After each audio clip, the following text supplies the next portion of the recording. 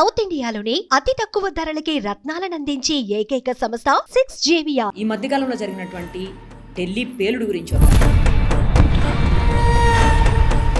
కేవలం కేంద్ర ప్రభుత్వం అలాగే ఇంటెలిజెన్స్ పోలీస్ వ్యవస్థ ఫెయిల్యూర్ అని చెప్పేసి చాలా మంది మాట్లాడుతున్నారు. అలాంటి వాళ్ళకు మీరు ఇచ్చే ఆన్సర్ ఏంటి? తలకాయ మీద మెడకాయ ఉన్నాడు ఎవడు అట్లా మాట్లాడాడు. ఇంటెలిజెన్స్ ఫెయిల్యూర్ మరి ఒక పక్క నుంచి ఓవైసీ గారు మీరు ఒప్పుకుంటే మీతో పాటు కలిసి పోటీ చేస్తా అంటున్నాడు కదా. పాకిస్తాన్కి అసలు భారతదేశానికి బగ్గుమనే పరిస్థితి అసలు ఎందుకు వచ్చింది? ఇది వాళ్ళ హితం కోసమో మన హితం కోసమో జరుగుతున్న పంచాయతీ కాదు.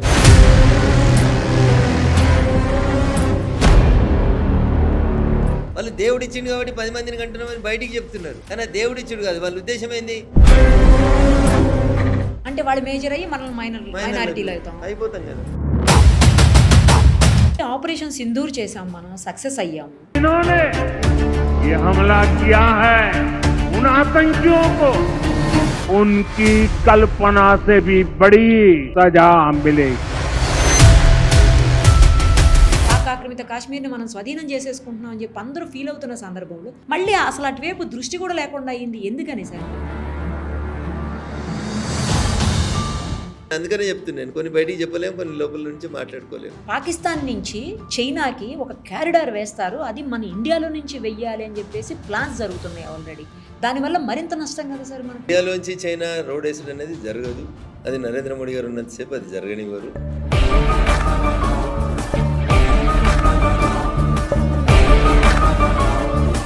రాహుల్ గాంధీ గారు ఈ మధ్యకాలంలో ఓట్ల విషయంలో చాలా పెద్ద ఎత్తున ఉద్యమాన్ని పెద్ద ఎత్తున మాట్లాడుతున్నారు. ఆయన చాలా అంశాలు లేవనెత్తుతున్నారు. వాటికి సరైన ఆన్సర్ ఇచ్చేటువంటి పరిస్థితి బీజేపీ నేతల దగ్గర కానీ నాయకుల దగ్గర కానీ లేదు అని అంటున్నారు. మీరే బీజేపీ ఎందుకు ఇస్తుంది తల్లి? Is allegation is against election commission. మీరు చెప్పినట్లే ఎలక్షన్ కమిషన్ చేస్తుందని కదా ఆరోపణ. హరీష్ రావు గారు ఒకవేళ ఆయన పగ్గలు తీసుకుంటే పార్టీ వేరే లెవెల్కి వెళ్తుంది అని చెప్పేసి కూడా కొంతమంది మాట్లాడుతున్నారు.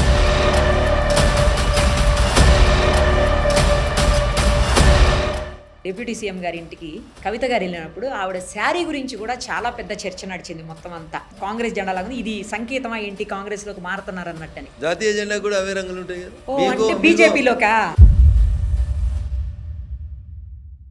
ప్రస్తుతం మనతో పాటు ఉన్నారు జన నేత మెదక్ ఎంపీ రఘునందన్ గారు. ఒక్కసారి ఆయనతో మాట్లాడదాం. సార్ నమస్తే అండి. నమస్కారం. బాగున్నారా? బాగున్నాను సార్, మీరు ఎలా ఉన్నారు? ఎప్పుడు చూసినా జనం మధ్యలోనే ఉంటారు సార్. జనం మీతో ఉంటారా, మీరు జనం మధ్యలో ఉంటారా? నాకు అర్థం కావట్లేదు. మీరు మా ఇంటికి వచ్చారు కదా, సో క్వైట్ న్యాచురల్ గా జనం నా దగ్గరకు వచ్చినట్టే కదా. జనం నా దగ్గర రాకపోతే నేను జనం దగ్గరకు. అది నేను ఆ మాట ఎందుకన్నానంటే రెగ్యులర్ గా కాల్ చేసినప్పుడు మాక్సిమం మీరు కాన్స్టిట్యుయెన్సీలోనే ఉంటున్నారు.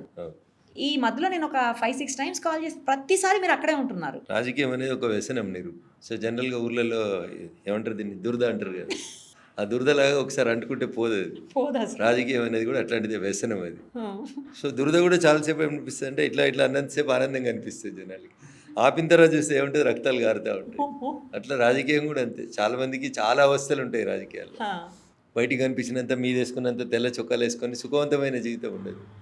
24/7 జనంతో ఉండాలి. జనంతో ఉంటేనే అది జనానికి ఒక సాటిస్ఫాక్షన్, మనకి ఒక సాటిస్ఫాక్షన్. చాలా మందిని ఒక ఏమనుకుంటారంటే వీళ్ళు ఏదో బాగా డబ్బులు సంపాదించుకోవడానికి ఒక వెపన్గా వాడుకుంటారు అంటారు. సరే, రకరకాల వ్యవస్థల్లో చెడ్డోళ్ళు ఉన్నట్టు మా వ్యవస్థలు కూడా కొంతమంది ఉండి ఉంటారు. చెడ్డవాళ్ళు లేరని నేను అన్నాను కానీ, but most of the leaders they sacrifice their families, their personal time, everything for the constituency madam. అట్లయితేనే మీకు ఆశించిన పేరు అది ఎంత వస్తారు. అది ఎప్పుడు చూసినా జనంతోనే ఉంటారు కదా, అందుకే జననేత అన్నాను. Thank you. తర్వాత ఈ రోజు కొంచెం డిఫరెంట్ గా కనిపిస్తున్నారు సార్. స్పెషల్ ఏంటి, ఏమన్నా స్పెషల్ ఉందా? జీన్స్ వేసుకున్నారు. శని ఆదివారం సెలవు కదా, ఎందుకు కద్దరు బట్టలు ఎందుకు ఖరాబ్ చేయాలని ఇంట్లో అవును. మీకు తెలుసా 150 రూపాయలు అవుతుంది మాకు ఒక ప్యాంట్ షర్ట్ ఐరన్ చేస్తే. ఏంటి సార్? మరి అవునా? ఇంట్లో ఉంటే ఏమైనా ఫ్రీగా వేసుకోవచ్చు కదా, ఇవి కూడా బాధపడతాయని వీటిని వేసుకుంటారు. అవి బాధపడతాయని వేసుకున్నారా? మరి 2 రోజులు కబోర్డ్లో పెడతారు, పాతగా అయిపోతాయి, ఖరాబ్ అయిపోతాయి, అవి కూడా బాధపడుతుంటాయి. మరి ఇంతకుముందు ఎక్కువ ఇవే ఇష్టోళ్ళు ఇప్పుడు వేస్తలేరని బాధపడతాయి అన్నట్టు. అందుకని వాటికి కూడా న్యాయం చేయాలి కదా. కరెక్టే సార్. ఎందుకు సార్ జనరల్గా జీన్స్ ఎందుకు వేసుకోరు? పాలిటీషియన్స్ ఎవ్వరు కూడా తక్కువ జీన్స్ వాడతారు, ఎందుకు? అదేమన్నా కోడా, డ్రెస్ కోడ్ ఏమన్నా ఉందా మీకు? అట్లేం తెలియదు. బట్ జనరల్గా ఏంటంటే ఒకరోజు జీన్స్ వేసుకొని, ఒకరోజు టీ షర్ట్ వేసుకొని, ఒకరోజు కద్దరు వేసుకొని, ఇట్లా రకరకాల గెటప్లో కలిస్తే కనపడితే జనానికి మా లీడర్ ఏంది ఇట్లున్నాడు అనేది ఒక ముద్ర వేయలేకపోతారు మీరు జనం మీద. డ్రెస్ మేము ఎందుకు ఒకే రకమైన సిమిలర్ డ్రెస్ జనరల్గా పొలిటీషియన్స్ వేస్తుంటారు అంటే, ఓ మా ఎమ్మెల్యే అంటే ఇట్లుంటాడు అనేది వాడికి ఒక ఇంప్రెషన్ వస్తుంది కళలో చూసిన. ఓకే. ఇప్పుడు మీరు చంద్రశేఖరరావు గారిని గుర్తు చేసుకోండి, అవే నల్లయి బాటా చెప్పులో వేస్తాడు, తెల్ల ప్యాంటు తెల్లంగి, అంతే. ఆయన వేరే గెటప్ వేయడు. ఎప్పుడో ఢిల్లీకి పోయినప్పుడు కేంద్ర మంత్రి ఉన్నప్పుడు అప్పుడప్పుడు బ్లేజర్లు వేసేవారు తప్ప ఇంకోటి ఉండదు. అదే మీరు చంద్రబాబు నాయుడు గారిని చూడరు. చంద్రబాబు నాయుడు గారు నాకు చూసి నేను వారిని గమనించడం మొదలుపెట్టినప్పటి నుంచి చూస్తున్నాను, అదే డ్రెస్ తప్పితే ఇంకొకటి లేదు. ఆఖరికి మన యోగా డే రోజు కూడా యోగా డ్రెస్ వేసుకోలేదు చంద్రబాబు నాయుడు గారు, అదే డ్రెస్లో యోగా చేసేవారు. సో అట్లా డ్రెస్ అనేది పొలిటికల్ లీడర్కి ఒక గుర్తింపు.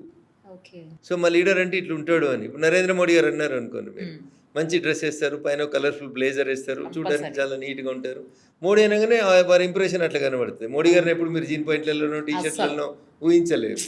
సో అట్లా లీడర్స్కి జనరల్గా ఒకే రకమైనటువంటి డ్రెస్ వేస్తే, ఓ ఈయన ఫలానా అనగానే, ఫలానా రఘునందన్ అనగానే జనానికి ఒక గుర్తింపు లాగా వచ్చేస్తుంది అన్నట్టు. జనం మైండ్లో ఒక ముద్ర వేసుకోవడానికి డ్రెస్ కోడ్ కూడా ఉపయోగపడుతుంది. అందుకని ఓ రోజు జీన్స్, ఓ రోజు టీ షర్ట్లు, ఓ రోజు తెల్ల బట్టలు, ఓ రోజు నల్ల బట్టలు వేస్తే మనం జనం మధ్యలో ప్రింట్ వేయలేమన్నట్టు. శాశ్వతంగా వాళ్ళ బ్రెయిన్లో రఘునందన్ రావు అంటే ఇట్లే ఉంటాడు అని ఒక ముద్ర వేసుకోవడం కోసం ఒకే రకమైనటువంటి బట్టలు తొడగాలనేది రాజకీయ నాయకుల ఆలోచన ఉంటుంది. బట్ ఈ మధ్యలో ట్రెండ్ మారింది, అందరూ వేస్తున్నారు. చాలా మంది ఎంపీలు పార్లమెంట్కి కూడా జీన్స్ టీ షర్ట్స్ వేసుకొని వస్తారు. మీరు ఎప్పుడైనా వేసుకెళ్ళారా సార్? లేదు. పార్లమెంట్కి లేదా? అసెంబ్లీకి కూడా వేసుకెళ్ళలేదు. అసెంబ్లీకి కూడా లేదు. Okay, nice sir. సో నేను బయట జనరల్గా అదే డ్రెస్లో కనబడడానికి ఇష్టపడతాను, వైట్ అండ్ వైట్లో ఉండడానికి ఇష్టపడతాను. ఇంకా లాంగ్ రన్లో మీరు రాష్ట్ర రాజకీయాల్లో, దేశ రాజకీయాల్లో అట్లా కనబడితే ఒకటే డ్రెస్ కోడ్లో ఉంటే బాగుంటుంది అనేది ఒక సూచన. చాలామంది ఇతులు శ్రేయోభిలాషులు చెప్పే మాట అది, దాన్ని పాటిస్తాం. ఎంత బాగా చెప్పారు సార్ డ్రెస్ గురించి కూడా, నైస్. ఇప్పుడు ఒక్కసారి మన ఈ మధ్యకాలంలో జరిగినటువంటి ఢిల్లీ పేలుడు గురించి వద్దాం సార్. అది కేవలం ప్రభుత్వం అంటే కేంద్ర ప్రభుత్వం, అలాగే ఇంటెలిజెన్స్, పోలీస్ వ్యవస్థ ఫెయిల్యూర్ అని చెప్పేసి చాలామంది మాట్లాడుతున్నారు. అలాంటి వాళ్ళకు మీరు ఇచ్చే ఆన్సర్ ఏంటి? తలకాయ మీద మెడకాయ ఉన్నాడు ఎవడు అట్లా మాట్లాడాడు తల్లి. ఎట్లా మాట్లాడతారు మీరు? ఏం ఫెయిల్యూర్? ఇంటెలిజెన్స్ ఫెయిల్యూర్ ఏంది? ఇంటెలిజెన్స్ పట్టుకున్నది కాబట్టి తప్పించుకొని పారిపోలేక వాందేవాడు సూసైడ్ చేసుకున్నాడు కదా. ఇంటెలిజెన్స్ ఫెయిల్యూర్ అయితే హైదరాబాద్కి వెళ్ళి డాక్టర్ని ఎట్లా తీసుకుపోతారు? ఎవరు పట్టుకున్నారు మరి? ఇంటెలిజెన్స్ ఫెయిల్ అయింది, ఎవరు పట్టుకున్నా? ప్రతిపక్షానికి విమర్శించడానికి ఒక మాట ఉండాలి కాబట్టి విమర్శించడం తప్పితే అర్థవంతమైనటువంటి చర్చ చేసుకోవాలి. నరేంద్ర మోడీ గారు ప్రధానమంత్రి అయినటువంటి 12 ఏళ్లలో ఈ దేశంలో జరిగిన బాంబ్ బ్లాస్ట్లన్నీ, కాంగ్రెస్ అధికారంలో ఉన్న 2004 నుంచి 14 మధ్యలో జరిగిన బాంబ్ బ్లాస్ట్లన్నీ, I don't want to compare, but ప్రతిపక్ష నాయకులు ఆరోపిస్తున్నారని మీరు అంటున్నారు కాబట్టి చెప్తున్నా. నేను బాంబ్ బ్లాస్ట్లని మినిమైజ్ చేసినాం, టెర్రరిస్ట్ యాక్టివిటీస్ని మినిమైజ్ చేసినాం. అయినా టెర్రరిజం అనేది కొత్త రూపానికి మారుతుంది అనేది మన జరిగినటువంటి సంఘటనలు నిదర్శనం. చాలామంది ఇప్పుడు సెక్యులర్ మేధావులు ఎవరు మాట్లాడతలేరు. సెక్యులరిజము, ముస్లిమ్స్ హక్కుల గురించి మాట్లాడుతుంటారు కదా, అన్ని మతాలని సమానంగా చూడాలి. ఇప్పుడు ఎవరిని నమ్మాలి? నిరుపమ్ గారు ఎంబీబీఎస్ చదివి డాక్టర్ అని బోర్డు పెట్టుకున్న వాళ్ళు కూడా విషం తయారు చేయడం ఎట్లా, విషాన్ని ప్రజల మీద ప్రయోగించడం ఎట్లా, ప్రసాదాలలో కలపాలనే ఆలోచన, ఇంత దరిద్రమైన ఆలోచన చేస్తూ ఉంటే ఈ దేశంలో ఇంకా ముస్లింలకి స్థానం ఎట్లుంటుంది, ఎక్కడుంటుంది చెప్పు? ఎవరిని నమ్ముతారు ప్రజలు? మీరు కణం నిమిషం మీరు ఈ దేశాన్ని ద్వేషిస్తారు. ఆఖరికి మా గుడి ప్రసాదాన్ని కూడా మీరు ఖరాబ్ చేయాలనే ఆలోచన వచ్చిందంటే ఇక మిమ్మల్ని భగవంతుడు ఎట్లా క్షమిస్తాడు? ఇంతకంటే దుర్మార్గం ఏముంటుంది చెప్పు? బాగా చదువుకొని వచ్చిన డాక్టర్ పని చేయాల్సిన వాడు, తెల్లకోట వేసుకొని డాక్టర్ వృత్తి చేసి ప్రాణాలు పోస్తామని చెప్పి పట్టా తీసుకున్నాడు, మనుషుల ప్రాణాన్ని సామూహికంగా ఎట్లా తీయాలని ఆలోచిస్తుంటే ఇంకేం మాట్లాడతాం నిరుపమ్ గారు? దానికి ఏమైనా అర్థం ఉందా? దీంట్లో ఏమైనా ఆలోచన ఉందా వాళ్ళకి? మనుషులు అనాలా వీళ్ళని? చదివేస్తే ఉన్నమతి పోయిందని చెప్తారు. ఇదా మీరు తయారు చేసే మెడిసిన్ మనుషుల్ని చంపడానికి ఉపయోగిస్తారా? రంగు, రుచి, వాసన లేని దాన్ని తీసుకొచ్చి హైదరాబాద్ మెట్రో నీళ్ళలో కలిపితే హైదరాబాద్ ప్రజలు చావాలని కోరుకుంటున్నారు వాళ్ళు. ఎట్లుంటారు మీరు? ఇక ఎట్లా భాగస్వాములు అవుతారు ఈ దేశ అభివృద్ధిలో మీరు? నరేంద్ర మోడీ గారు సబ్కా సాథ్, సబ్కా వికాస్, సబ్కా విశ్వాస్ అన్నారు. అరే మేము మిమ్మల్ని విశ్వాసంలోకి తీసుకొని మీరు మా వాళ్ళు అంటుంటే మీరేం చేస్తున్నారు? హిందూ దేవాలయాల దగ్గర ప్రసాదాలలో విషం కలపాలని ఆలోచన వస్తుందా? అసలు మనిషి అనేటోడు ఎవడని ఇట్లాంటి ఆలోచన చేస్తాడా? ఇంత దుర్మార్గంగా ఆలోచిస్తూ ఇంకా ఈ దేశం మాది, మేముంటాం ఈడ, సెక్యులర్. ఏం సెక్యులర్? ఏడాదచ్చిరియాల సెక్యులర్ వాదులందరూ. అదే పాకిస్తాన్లో ఇట్లా చేస్తే ఉంచుదురా? ఇప్పటికి రాలేదో కూడా చంపకపోదురా? డెమోక్రసీని ఎక్కువ ఎంజాయ్ చేయడానికి వాడుతున్నటువంటి పదం పేరు సెక్యులరిజం. ఇదేంది ఇది? దీన్ని సెక్యులరిజం అంటారా? ఒక్కరు మాట్లాడరా? ఒక మేధావి మాట్లాడా ఇది తప్పు అని? ఒక ముస్లిం మత పెద్ద మాట్లాడా ఇది తప్పు, ఇట్లాంటి పనులు చేయొద్దని చెప్పడా? ఇదే చెప్పిందా మీ ఖురాన్? వేరే వాళ్ళ మతాల అన్నంలో విషం కలపండి, వాళ్ళ హాస్పిటల్కి వస్తే విషం ఇచ్చి చంపండి అని నేర్పిస్తారా? ఎట్లా నమ్ముతారు రేపు? మీరు చేసిన ఈ పని వల్ల, మీరు చేసిన ఈ ప్రవర్తన వల్ల మా పక్కింట్లో ఎవరైనా ముస్లిమ్స్ ఉంటే అనుమానపడే పరిస్థితిని కల్పించారు. మీరు భయపడిపోయే పరిస్థితి. అనుమానపడతారు ముందు, తర్వాత భయపడతారు. ఎటువైపు డ్రైవ్ చేస్తారు? రేపు ముస్లిం సమాజం కూడా ఎట్లా సేఫ్గా ఉండగలుగుతుంది ఇండియాలో ఇట్లాంటి పనులు జరుగుతుంటే? ఏం మెసేజ్ పంపదలుచుకున్నారు? ఎంత మూర్ఖంగా పనిచేసారు అనేది ఒకసారి ఆలోచించాలి నిరుపమ్ గారు. సభ్య సమాజం మొత్తం ఖండించాలి దీంట్లో, ముస్లింలే ముందుండి ఖండించాలి దీన్ని. అవును, ఓవైసీ అన్నట్టున్నారు సార్. ఏమన్నాడు? ఓవైసీ వల్లనే ఇదంతా జరుగుతూ ఉంది. దురదృష్టం ఆయన్నే. ఎందుకు అన్ని మసీదులలో ఎందుకు అనౌన్స్ కాలేదు? మామూలు చేసిన తప్పని ఎందుకు చెప్పారు? మేము ఈ దేశాన్ని ఉండాలనుకుంటున్నాం. నేను కూడా వాళ్ళకి అగైనెస్ట్ అని చెప్తున్నాడు. ఇట్లా అదే ఓవైసీ గారు పైన మాట్లాడతాడు, కింద చేస్తూనే ఉంటాడు. ఓవైసీ పెద్ద వయసు ఒకటి మాట్లాడతాడు, చిన్న వయసు ఒకటి చేస్తుంటాడు. ఇదేం జరుగుతుంది నిరుపమ్ గారు? ఫస్ట్ ఇలా హిందూ సమాజం కూడా ఆలోచించాలి. ఈ దేశంలో ఉన్న హిందూ సమాజం ఇలా ఆలోచించాలి నిరుపమ్ గారు. ఒకవేళ అది ఏదో హైదరాబాద్ వాటర్ వర్క్స్లో ఒక పైప్ లైన్లో కలిసినా, లేదా ఏదైనా వెంకటేశ్వర స్వామి గుడి దగ్గర కలిపినా, లేదా ఏదైనా సాయిబాబా గుడి దగ్గర అమాయకులైనటువంటి పేద ప్రజలు వచ్చి ప్రసాదం తీసుకునే దగ్గర కలిపినా ఏం జరుగుతుంది? ఎంతమంది ప్రాణాలు పోతాయి? అంటే గుళ్ళ ప్రసాదంలో కూడా విషయం కలిసింది అని అంటే ఎవరిని బదనాం చేయాలనుకుంటున్నారు మీరు? అంటే ఇది ఒక సిస్టమేటిక్గా జరుగుతుంది నిరుపమ్ గారు. హిందువులని గుడికి పోకుండా చేయాలి, హిందువులకి ప్రసాదం తినకుండా చేయాలి, హిందువుల మనసులలో ప్రసాదంలో కూడా విషం వస్తుందని చిన్నపిల్లల మనసులో ఒక విషబీజం నాటాలి. ఇంత నీచానికి దిగజారి మేము భారతదేశంలో ఉంటాం, భారతదేశం మాది, మేము సెక్యులరిస్టు, ఈ దేశంలో మాకు హక్కులు లేవా? మాట్లాడే నైతిక హక్కు మీకు ఎక్కడిది? ఇట్లా మాట్లాడితే చాలామందికి ఇబ్బంది అనిపిస్తుంది. వాస్తవమే కదా ఇది.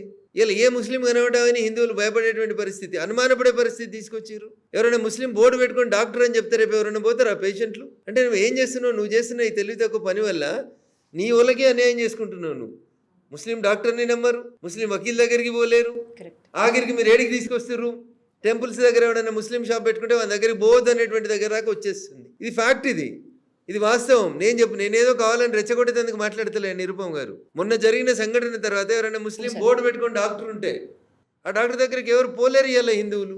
ఇంత నీచానికి దిగజారినటువంటి ఒక నలుగురు వెధవల ఆలోచన ఈ దేశంలో ఉన్నటువంటి కోట్లాది మంది ముస్లింలకు నష్టం చేస్తుంది. ఇది అర్థం కాని మత పెద్దలు, ఇది అర్థం కాని సూడో సెక్యులర్ వాదులు, టీవీలలో కూర్చొని నడిచే మేధావులంతా అట్లెట్లుంటుంది? మతం పేరు మీద విభజన చేస్తారా, మతం పేరు మీద ఇంకోటి చేస్తారా? ఎవరు చేస్తారు? మేము బాత్రూమ్ కట్టించిన రోజు నీ మతం అని ఆపినమా?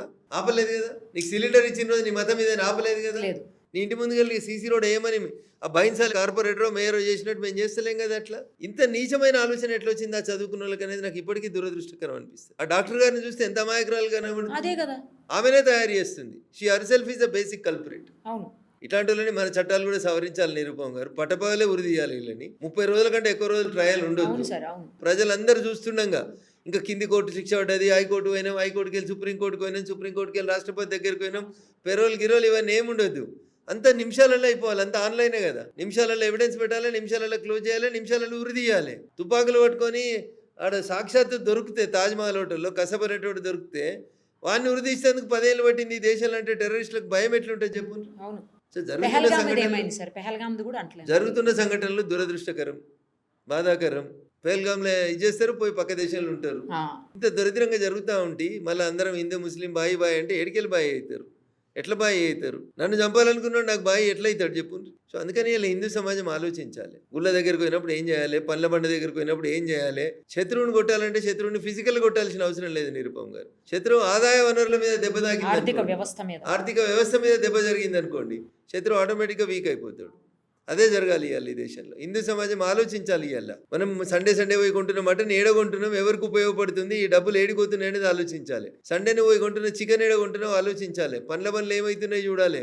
గుడి ముంగట దేవునికి ఇచ్చేటువంటి పూలు ప్రసాదం కూడా ఏడికెళ్ళి కొంటున్నాం అనేది ఆలోచించుకోవాలి. ఎస్, నేను ఓపెన్ మైండ్తో చెప్తా ఉన్నా. నేనేదో బీజేపీ ఎంపీని కాబట్టి వాళ్ళని తిట్టాలని చెప్తలేను. నేను అట్లా వాస్తవాలు చెప్తా ఉన్నా ప్రజల ముందు. సభ్య సమాజం ఇలా ఆలోచించుకునే పరిస్థితి తీసుకొచ్చారు మీరు. నలుగురు వెధవలు కలిసి చేసినటువంటి పనికి ఇలా ప్రతి ముస్లింని ఈ దేశంలో అనుమానితుడిగా, నిందితుడిగా, దొంగగా చూడాల్సినటువంటి పరిస్థితి కల్పించారు నిరుపమ్ గారు. I'm sorry to use such type of words. But ఇంకేం చేయలేము ఇంతకంటే ఎక్కువ. ఒక బాధ్యత గల ప్రజాప్రతినిధిగా మాకే ఇబ్బంది అనిపిస్తుంది, భయం అనిపిస్తుంది ఇట్లాంటి పనులను చూస్తుంటే. ఇంకేం చేస్తుంది దీన్ని ఇట్లాంటి వాటిని చూసి. మరి ఒక పక్క నుంచి ఓవైసీ గారు మీరు ఒప్పుకుంటే మీతో పాటు కలిసి పోటీ చేస్తా అంటున్నాడు కదా సార్. ఓవైసీ గారితో కలిసి పోటీ చేయాల్సినటువంటి అవసరం భారతీయ జనతా పార్టీకి లేదు. మేము తూర్పు అయితే మీరు పడమర, మా సిద్ధాంతం ఒకటి, మీ సిద్ధాంతం ఒకటి. కాబట్టి మీరు మాతో కలిసి పనిచేస్తామనేటువంటి మాట మాట్లాడడం అంటే దేశంలో జరుగుతున్నటువంటి ఈ సంఘటనలన్నిటికీ మీరు బదనామవుతున్నారు. కాబట్టి దాని నుంచి తప్పించుకోవడానికి అవసరమైతే మేము బీజేపీతో కలిసి పోటీ చేస్తామని మీ మీద పడ్డటువంటి ముద్ర నుంచి మీరు బయటికి రావడం చేసే కుట్రగా తప్ప ఇంకొకటి కాదు. మేము ఎప్పుడు కలవలేము, మేము ఎప్పుడు కలిసి పోటీ చేయలేము. అది కుదరని ముచ్చటది సార్. అసలు ఫస్ట్ నుంచి కూడా మొత్తం అందరూ కలిసి ఉన్నప్పుడు ఎందుకు ఇంతటి అంటే పాకిస్తాన్కి అసలు భారతదేశానికి బగ్గుమనే పరిస్థితి అసలు ఎందుకు వచ్చింది? దీని ఒక్కసారి చరిత్ర గురించి ఒక 2 నిమిషాలు చెప్పండి సార్ ప్లీజ్. సో దేశ విభజన జరిగినప్పుడు దేశ విభజనకి ఆంగ్లేయులు పూనుకున్నప్పుడు వాళ్ళు స్వతంత్రం ఇచ్చి వెళ్ళిపోకుండా ఈ దేశాన్ని ముక్కలు చేయాలి, ఈ దేశం బాగుండొద్దు అని ఒక దుర్మార్గమైన ఆలోచన చేసినప్పుడు ఆ రోజు అధికారంలో ఎవరున్నారు, ఆ రోజు లేకపోతే అక్కడ ఉన్న పార్టీ ఏంది, ఎవరితో చర్చలు జరిపినారు, ఇది మాట్లాడితే నేను మళ్ళీ చెప్తున్నా. రఘునందన్ రావు బీజేపీ ఎంపీ కాబట్టి కాంగ్రెస్ని విమర్శించినందుకు చరిత్రను కూడా వక్రీకరిస్తుండో అని చెప్తారు. మతం పేరు మీదనే కదా జరిగింది విభజన. భారతదేశం ఆ రోజు విభజించబడింది.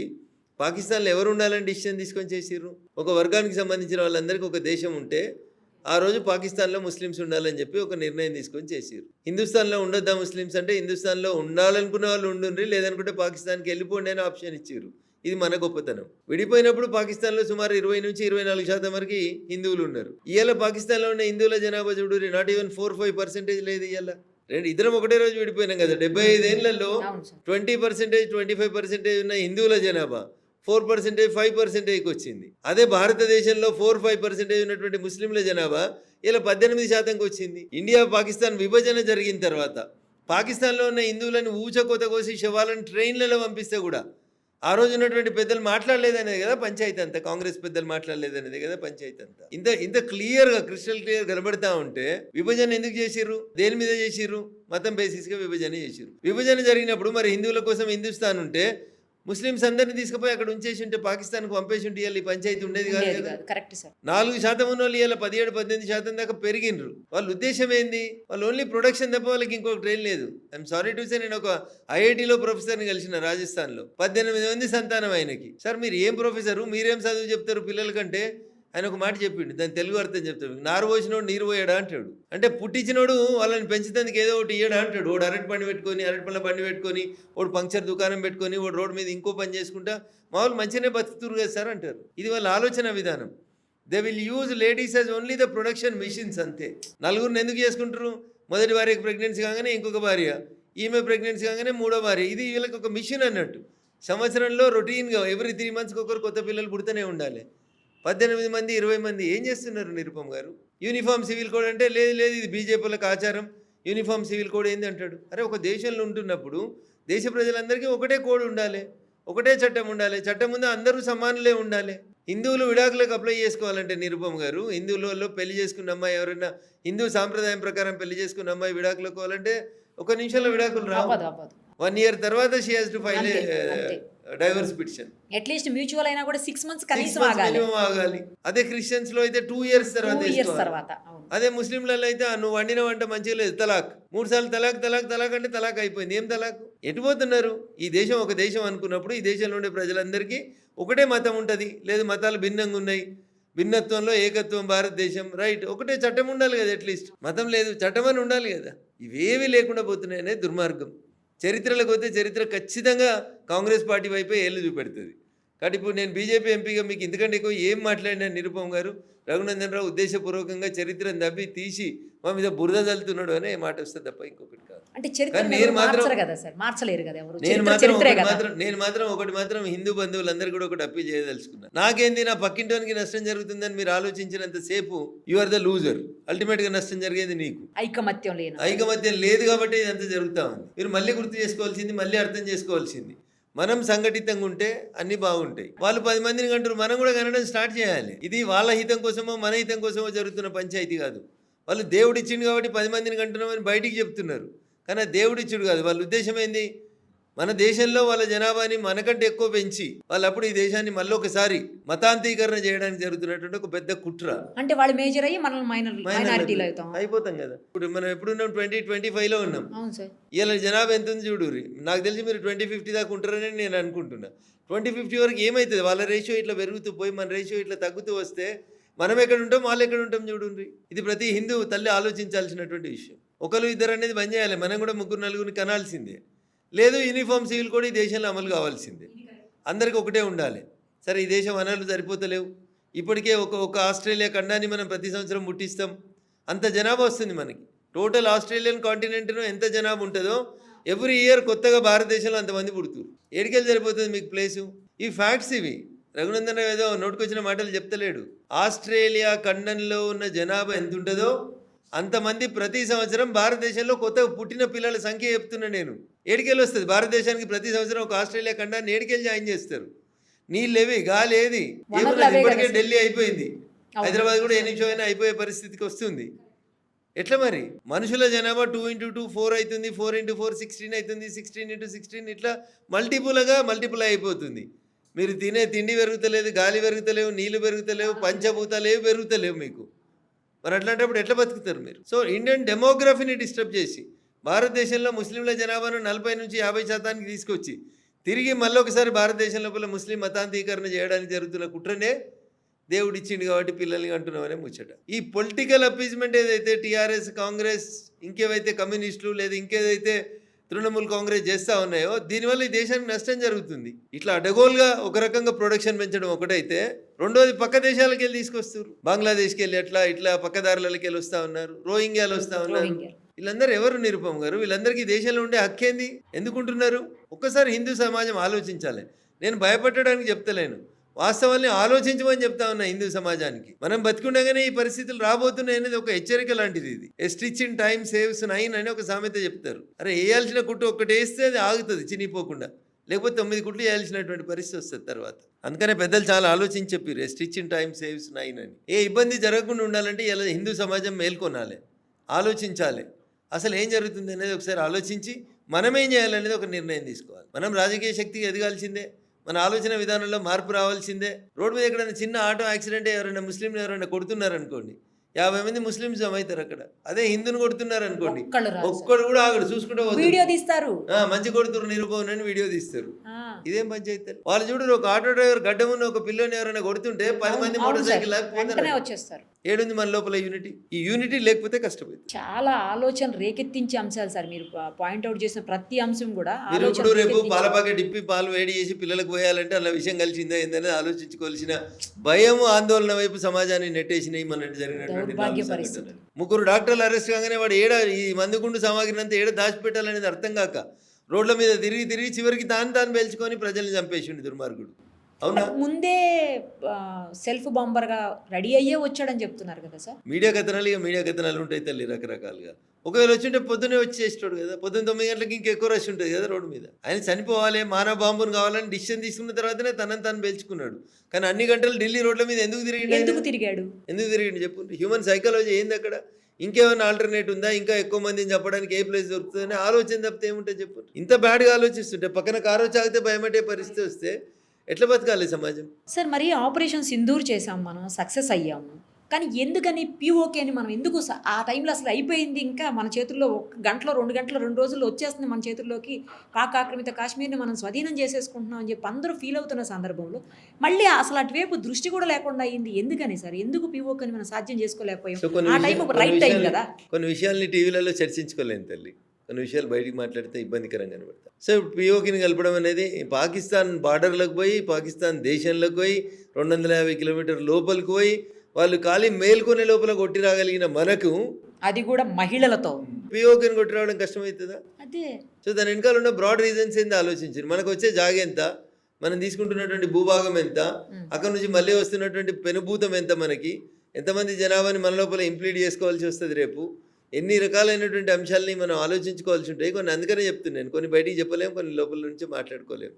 ఇవి విషయాలు. పిఓకే ఎడుకుతుంది, పిఓకే మనదే, పిఓకే భారతదేశంలోనే ఉంటుంది. It's a part and parcel of India. మనం వెనక్కి తీసుకుంటాం 100% తీసుకుంటాం. ఎప్పటికీ చాలా ప్రతిదానికి ఒక టైం వస్తుంది, ప్రతిదానికి ఒక రీజన్ ఉంటుంది. ఒక సంఘటన జరగాలంటే అట్లా జరుగుతుంది. అట్లా ఆడపిల్లలతో ఎందుకు కొట్టించినామంటే ఆపరేషన్, వాళ్ళు చేసినటువంటి మూర్ఖత్వానికి సమాధానం ఆడపిల్లలే చెప్పాలనేది ఒక ఆలోచన వచ్చింది.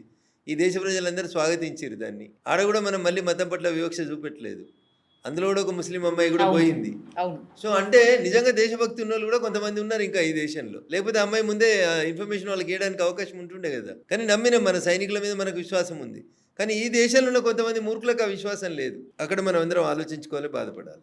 ఇప్పుడు సార్ ఈ పాకిస్తాన్ నుంచి చైనాకి ఒక కారిడార్ వేస్తారు, అది మన ఇండియాలో నుంచి వెయ్యాలి అని చెప్పేసి ప్లాన్స్ జరుగుతున్నాయి ఆల్రెడీ.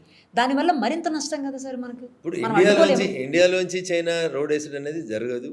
అది నరేంద్ర మోడీ గారు ఉన్నంతసేపు అది జరగనివ్వరు, అవన్నీ కావు. కాకపోతే ఇండియన్ బార్డర్కి కొద్దిగా దగ్గరలోంచి పాకిస్తాన్కి స్ట్రైట్గా ఒక వే ఇచ్చుకుంటూ ఒక నేషనల్ హైవే లాంటిది, ఒక కారిడార్ లాంటిది చేయాలనేది చైనా కుట్ర చేస్తున్నమాట వాస్తవం. సో భారతదేశం హద్దులలోంచి భారతదేశం పొలిమేర లోపలికి వచ్చి అయితే వాళ్ళు వేయలేరు రోడ్డు, బయట నుంచి చేసుకోవడానికి పాకిస్తాన్ తోటి వాళ్ళకు ఉన్న అవసరమే అది. ఇప్పుడు భారతదేశాన్ని కార్నర్ చేయడానికి చైనా ఒక వైపు నుంచి ఆ రోడ్ వేసుకుంటూ వస్తే మనల్ని ఇబ్బంది పెట్టడానికి ఉపయోగపడుతుంది అనేది వాళ్ళ ఆలోచన. అంతేగాని కాంగ్రెస్ పార్టీ పెద్దలు మాట్లాడినట్టు చైనా వచ్చి భూమి ఆక్రమించుకుంది, పాకిస్తాన్ వచ్చి ఆక్రమించుకుంది, ఏదో అవుతుంది, ఏమైతలేవు, అది జరగదు, అవి నువ్వు తుత్తాయి పాత ఫోటోలు పెట్టి కొత్త షో చేస్తున్నాయి కాంగ్రెస్ ఇంకొకరు. ఇప్పుడు మనం నార్మల్గా చైనాతో బాగానే ఉంటాం కదా సార్, మన పిఎం కూడా మంచిగా ఉంటారు చైనాతో, మన దేశానికి వాళ్ళకి సత్సంబంధాలు ఉన్నాయి. కానీ అయినా ఏంటి వెనక వెన్నుపోటు కుట్రలు ఎందుకు? చైనాని భారతదేశం ఆర్థికంగా ఎప్పుడైతే బీట్ చేస్తుంది అనేటువంటి అనుమానం చైనాకు వస్తుందో మనం స్టేబుల్గా ఉండొద్దని పక్క దేశం కోరుకుంటుంది. మీరు నాకు పోటీ కానంతసేపు నేను మీతో బాగానే ఉంటాను నిరుపమ్ గారు. మీరు ఎప్పుడైతే నా మెదక్ పార్లమెంట్ సీట్ అడుగుతారో అప్పుడు నేను ఖచ్చితంగా ఎదురు తిరగాల్సినటువంటి పరిస్థితిని మీరే కల్పిస్తున్నట్లు లెక్క అన్నట్టు. అట్లా పాకిస్తాన్కి తన మనుగడకి ముప్పు వస్తుంది, తన ఆర్థిక వ్యవస్థకి ముప్పు వస్తుంది, భారతీయులు ఎక్కువ చైతన్యవంతమై భారతీయులు బాగా పనిచేస్తారు, వీళ్ళందరూ ఏమైనా అయితే ప్రపంచంలో మాకు ఇబ్బంది వస్తుంది అని అనుకున్నప్పుడు పాకిస్తాన్లో ఎట్లా ఆలోచిస్తుందో చైనా కూడా అట్లా ఆలోచిస్తుంది. మరోవైపు ట్రంప్ సార్, ట్రంప్ చెప్పినట్టే భారతదేశం నడుస్తుంది, ట్రంప్ చెప్పిన మాటనే మోడీ గారు వింటారు, ట్రంప్ ఏది చెప్తే అదే జరుగుతుంది ఇక్కడ అని చెప్పేసి చాలామంది మాట్లాడుతూ ఉన్నారు. ఎందుకు ట్రంప్ మాట మనం అంతగానో ఎందుకు వినాల్సి వస్తుంది? సో ఈ ప్రచారం మొత్తం దుష్ప్రచారం, తప్పుడు ప్రచారం, ఆధారాలు లేనటువంటి ప్రచారం. కాబట్టి అట్లాంటి ఆధారాలు లేని ప్రచారాల గురించి మనం చర్చ పెట్టుకోవడం ఏముంటుంది తల్లి? మీరు మళ్ళీ చెప్తున్నాను నేను మీకు, పగవని పంచాంగం చెప్పమంటే పగటీలు చచ్చిపోతామని చెప్తాడు, అట్లున్నది. మీరు ఏం చెప్తుంది పాకిస్తాన్ ప్రేరేపిత మీడియా, ఏం చెప్తుంది పాకిస్తాన్ తోటి పైసలు తీసుకున్న రిపోర్టర్లు ఏం చెప్తారు, ఏం చెప్పాలని కోరుకుంటారు మీరు నిరుపమ్ గారు? వాళ్ళు మనం మంచిగా ఉండాలని ఎందుకు కోరుకుంటారు చెప్పండి? వాళ్ళ ఆలోచన ఎంతసేపు ఈ దేశం మీద ఎట్లా బురద జల్లాలి, ఈ దేశాన్ని ఎట్లా వీక్ చేయాలి, ఎట్లా దీన్ని మతాంతరీకరణ చేసి ఇస్లాంకు మార్చాలి, ఇది తప్ప ఏముంటుంది ముస్లిం పెద్దలకి? సో అందుకని కావాలని ఒక సెక్షన్ ఆఫ్ మీడియాతో కలిసి వాళ్ళు చేస్తున్నటువంటి కుట్ర తప్ప ఇంకొకటి కాదు. కానీ బాగా స్ప్రెడ్ అవుతుంది కదా సార్, ట్రంప్ ఏది చెప్తే అదే నడుస్తుంది, మోడీ గారు ఆల్వేస్ ఆయనకి సపోర్ట్ చేస్తారు, ఇద్దరు ఒకటే అని చెప్పేసి. అయినప్పటికీ మళ్ళీ ట్రంప్ మనకి ఎగెనిస్ట్గానే చేస్తుంటాడు. వాణిజ్య ఒప్పందాలు కావచ్చు, లేకపోతే ట్యాక్సులు కావచ్చు, లేకపోతే వీసా ఇష్యూస్ కావచ్చు, ఏదైనా కూడా మనకి ఎగెనిస్టే చేస్తుంటాడు. మళ్ళీ నిరుపమ గారు, మీరు ఇప్పుడు రఘునందన్ రావు నిరుపమ ఇంటర్వ్యూలు చాలా మంది చూసిన వాళ్ళు ఏమనుకుంటారు, వీళ్ళిద్దరు దగ్గర మిత్రులు అని అనుకుంటారు. నిరుపమ ఏం చెప్తే రఘునందన్ అది చేస్తాడు అనుకుంటారు. సో కానీ ప్రొఫెషనల్గా మనం ఎంతవరకు ఉండాలో అంతవరకే ఉంటాం. ఇంకొకరి విషయాలలో, పర్సనల్ విషయాల్లో ఎవరైనా జోక్యం చేసుకోము, ఎవరైనా పలకరించుకోము, అసలు ఎవరికి అట్లాంటి అవసరాలు కూడా లేవని నేను అనుకుంటాను. మరి బయట నుంచి చూసినప్పుడు ఏమనుకుంటారు, ట్రంప్కి ఎలక్షన్ క్యాంపెయిన్ అవసరం ఉన్నప్పుడు అక్కడ భారతీయులు ఎక్కువ మంది అవసరం ఉన్నారు కాబట్టి మోడీ గారిని పిలిచిండు. ఇప్పుడు అవసరం తీరిపోయింది కాబట్టి మన వాళ్ళందరూ ఓట్లేస్తే ఆయన గెలిచిండు కాబట్టి ఇలా ఆయన కొత్త నాటకాన్ని, కొత్త రూపాన్ని చూపిస్తూ ఉన్నాడు. సో హౌ కేర్ఫుల్ అనేది మనం నెక్స్ట్ ఎలక్షన్స్కి మనం బుద్ధి చెప్తాం. మన వాళ్ళు చెప్తారు, మీరేం బాధపడకండి. అయినా 2 సార్ల కంటే ఎక్కువ అమెరికా అధ్యక్షుడు ఉండదు కాబట్టి ట్రంప్ మళ్ళీ ఎలక్షన్లకు ఉండడు. ఆయన సరే జనం ఓట్లేస్తే గెలిచినాడు, బట్ ఆయన చెప్పినట్టు మోడీ గారు వింటారనేది తప్పు. మోడీ గారు ఎవరి మాట వినరు. మోడీ గారు ఏది ఈ దేశానికి హితమవుతుందో, ఏది ఈ దేశానికి మంచి జరుగుతుందో దాన్నే చేస్తారు. మరి ప్రతిపక్షాలు ఎందుకు సార్ పదే పదే మోడీ గారిని ఎందుకు అలాగా? మోడీ గారు మంచోడు అని ప్రతిపక్ష నాయకుడు చెప్పిండు అనుకోరు, ఈ ఎలక్షన్లలో వాళ్ళకి ఎవరు ఓటు వేస్తారు? ఎవరు వేయరు కదా. అందుకని ఏ ప్రతిపక్ష నాయకుడు కూడా పలానా పార్టీ మంచిగా చేసిందని చెప్పాడు, తిడితేనే ఉంటాడు. ఎందుకంటే ఆయన మనుగడకే ప్రమాదం వస్తుంది. ఆయన మాట చెప్పిండు అనుకోరు, ఆయనకు మనుగడనే ఉండదు కదా.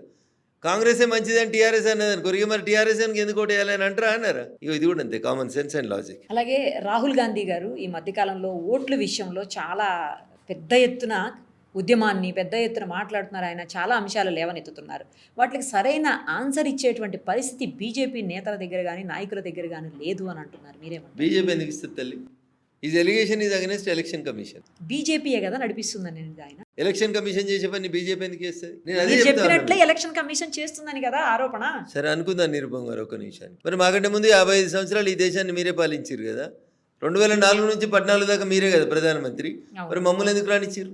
కాంగ్రెస్ చెప్పినట్టు ఎలక్షన్ కమిషన్ ఇనేది ఉంటే గుజరాత్లో 7 సార్లు బీజేపీ ఎందుకు ముఖ్యమంత్రి అవుతుంది? కాదు కదా, కావద్దు కదా. మరి ఎట్లయింది? ఇప్పుడు మేము ఎలక్షన్స్ పెట్టినప్పుడు మేము అధికారంలోనే పెట్టినామా? పెట్టలే కదా. సరే 2014 దాకానైతే మీరే ఉన్నారు కదా అధికారంలో. 14లో ఎలక్షన్స్ మీరే పెట్టిరు కదా. సరే 19లో మేము పెట్టి ఉంటాం, 23లో మేము పెట్టి ఉంటాం. బట్ మీరైతే 2004 నుంచి 2014 దాకా మీరే పెట్టిరు కదా ఎలక్షన్స్. మరి అప్పుడు ఎందుకు ఇది చేయలేదు? అంటే అప్పుడు మీరు నడిపిస్తే నడిచింది ఎలక్షన్ కమిషన్? మీరు చెప్తే విన్నదా? మోడీ గారు వచ్చినాక వచ్చింది ఎలక్షన్ కమిషన్ అనేది ఈ దేశంలోకి. మాకంటే ముందు లేదా ఎలక్షన్ కమిషన్? వాళ్ళ పనితీరు ఎట్లుంది, ఇప్పుడు ఎట్లుంది ఒకసారి చూడండి. కాబట్టి ఇవన్నీ ఆడలేక మధ్యలో ఉన్నాయని అనవసరమైనటువంటి బదనామం తప్పితే ఇంకొకటి కావాలి. ఒకసారి స్టేట్కి వద్దాం సార్. రఘునందన్ గారికి మాట్లాడే అన్ని రకాలుగా ఎలా అయినా మాట్లాడగలరు రఘునందన్ గారు, అందరినీ మెప్పించగలరు. రఘునందన్ గారికి పూర్తి స్థాయిలో నాలెడ్జ్ ఉంది అన్ని విషయాల్లో కూడాను. ఆయన అన్నింటిలో నెంబర్ 1. కానీ ఎందుకని బీజేపీ అధ్యక్షులుగా రాలేకపోతున్నారు అని చాలామంది అభిమానులు వాళ్ళల్లో వాళ్ళు మదన పడుతున్నటువంటి పరిస్థితి. నాతో కూడా మాట్లాడారు. అందుకే నేను ఈ క్వశ్చన్ మిమ్మల్ని అడుగుతున్నాను. సో పార్టీకి అధ్యక్ష పదవి ఒకటే ఉంటుంది నిరుపమ్ గారు. ఆశపడ్డం చాలా మంది ఆశపడుతుండొచ్చు. పార్టీ ఎవరిని ఏ టైంలో ఎప్పుడు ఎక్కడ ఉంచాలో పార్టీకి బాగా తెలుసు. అందుకని చెప్పి పార్లమెంట్లో మా సేవలు వాడుకుందాం అనుకుంటారు కాబట్టి ఇక్కడ పార్టీ అధ్యక్షునికి అవకాశం ఇవ్వకపోవచ్చు. అట్లా ఎందుకు తీసుకోవాలి పాజిటివ్? కాబట్టి ఇది జరిగింది, దీనివల్ల లాభమా నష్టమా అని అనుకుంటే నేను కర్మ సిద్ధాంతాన్ని నమ్ముతాను. భగవద్గీతలో శ్రీకృష్ణుడు అర్జునునికి చెప్తాడు, కర్మానుసారే బుద్ధి.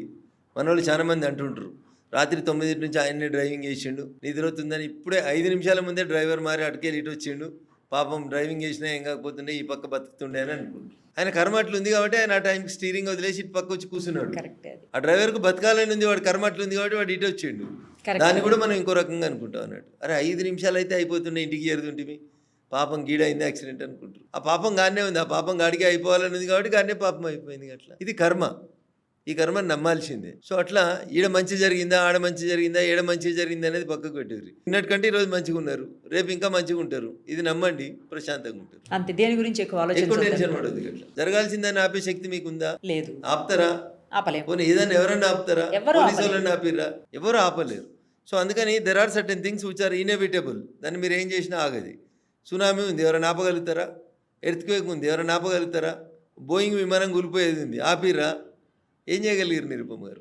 సో అందుకని నేను ఏమంటున్నా అంటే కర్మ సిద్ధాంతాన్ని నమ్మాల్సిందే. అంటే సార్ ఆల్వేస్ పాత తరం వాళ్ళనే పెడతారు, సీనియర్స్ని. ఎందుకు లేటెస్ట్ జనరేషన్స్ని మీలాగా జనాలతోటి ఉండే వాళ్ళని ఎందుకు తీసుకోరు ఆ పదవిలోకి అనేది కొంతమంది క్వశ్చన్ చేస్తున్నారు. తప్పకుండా తీసుకుంటారు, అప్రోప్రియేట్ టైం వచ్చేదే కావాలి, ఓపిక ఉండాలి. రాజకీయం అంటేనే ఓపిక. కడప ముంగట బండి ఉంటుంది, తొక్కుడు బండి అంటారు ఊర్లలో. ఒక ఆయన బురద దొక్కొచ్చి ఇట్లా రాస్తాడు చెప్పులు, ఒక ఆయన పెండ దొక్కొచ్చి రాస్తాడు, ఒక ఆయన ఇంకొకటి ఉత్తకాలతో వచ్చి రాస్తాడు.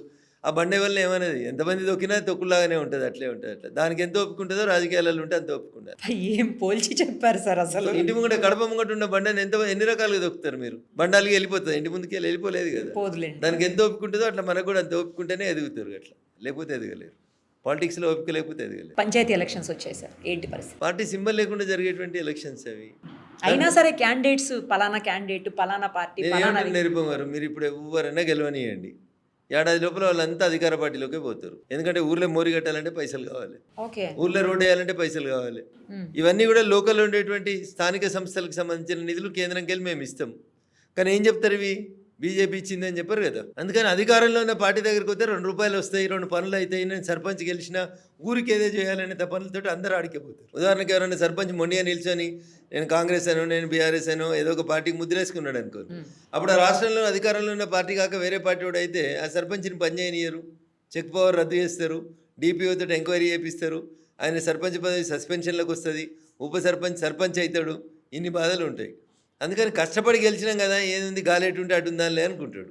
మళ్ళీ ఎలక్షన్లు వచ్చినప్పుడు ఏం చేయాలో చేస్తాడు. ఇప్పుడు ఇదే విషయంలో ఎలక్షన్ ఎవరైతే పార్టీలు మారారో ఈ పార్టీలు ఫిరాయించినటువంటి ఎమ్మెల్యేల విషయంలో ఇష్యూ నడుస్తూ ఉంది కదా సార్.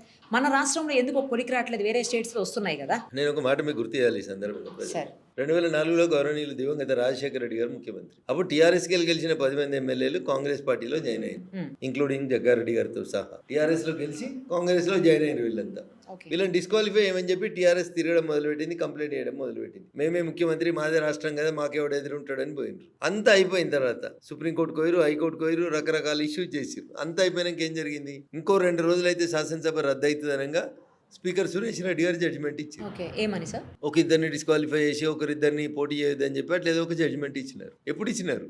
2 రోజులైతే శాసనసభ టెన్యూర్ ముగుస్తుంది అనగా ఇచ్చారు. ఏం లాభం దానివల్ల? ఇప్పుడు ఏదో అందరూ గోల చేస్తున్నారు, ఈ బై ఎలక్షన్ వస్తుంది, ఆ బై ఎలక్షన్ వస్తుంది, ఏదో ఒక బై ఎలక్షన్ వస్తుంది. మొన్న కోర్టులో కూడా గవర్నమెంట్ రిటైర్డ్ అయినటువంటి సుప్రీంకోర్టు జడ్జి గారు కూడా గవాయి గారు ఒక మాట, కేసు ట్రయల్ చేస్తున్నప్పుడు ఒక మాట అడిగారు, 1 జనవరికి ఏడుందాం అనుకుంటారు మీరు అని ఒక స్పీకర్ని అడిగారు. అడగొచ్చాను నిరుపమ గారు, అది ఏంటి సార్ అట్లా? నేను ఒక లేమ్ అని అడుగుతున్నాను, నేను ఎక్కువ చదువుకోలేదు, నేను ఒక ఏలుముద్రునే అనుకోండి. ఒక జడ్జి గారు ఒక స్పీకర్ని 1వ తారీఖు జనవరికి మీరు ఏడు ఉందాం అనుకుంటారు అని అడుగు, ఇట్లా ఉంటావా లేకపోతే అక్కడ ఉంటావా అన్నట్టు. ఏంటి అసలు అది? అదే ఎవరికి అర్థం కాలేదు సార్ ఆ క్వశ్చన్. అసలు ఈ రోజు ఆ సుప్రీంకోర్టు జడ్జి గారు రిటైర్డ్ అయ్యారు. జనవరి 1 రోజు ఈ స్పీకర్ ఇట్లే ఉంటాడు. మీరేడు ఉన్నారని ఎవరైనా అడుగుతారా జడ్జిని? అడగకూడదు కదా. మళ్ళీ మొత్తం గుండీలు పెట్టుకొని మిలాడ్ అనాలి కదా, ఓ కనబడే దేవుడు అనాలి కదా.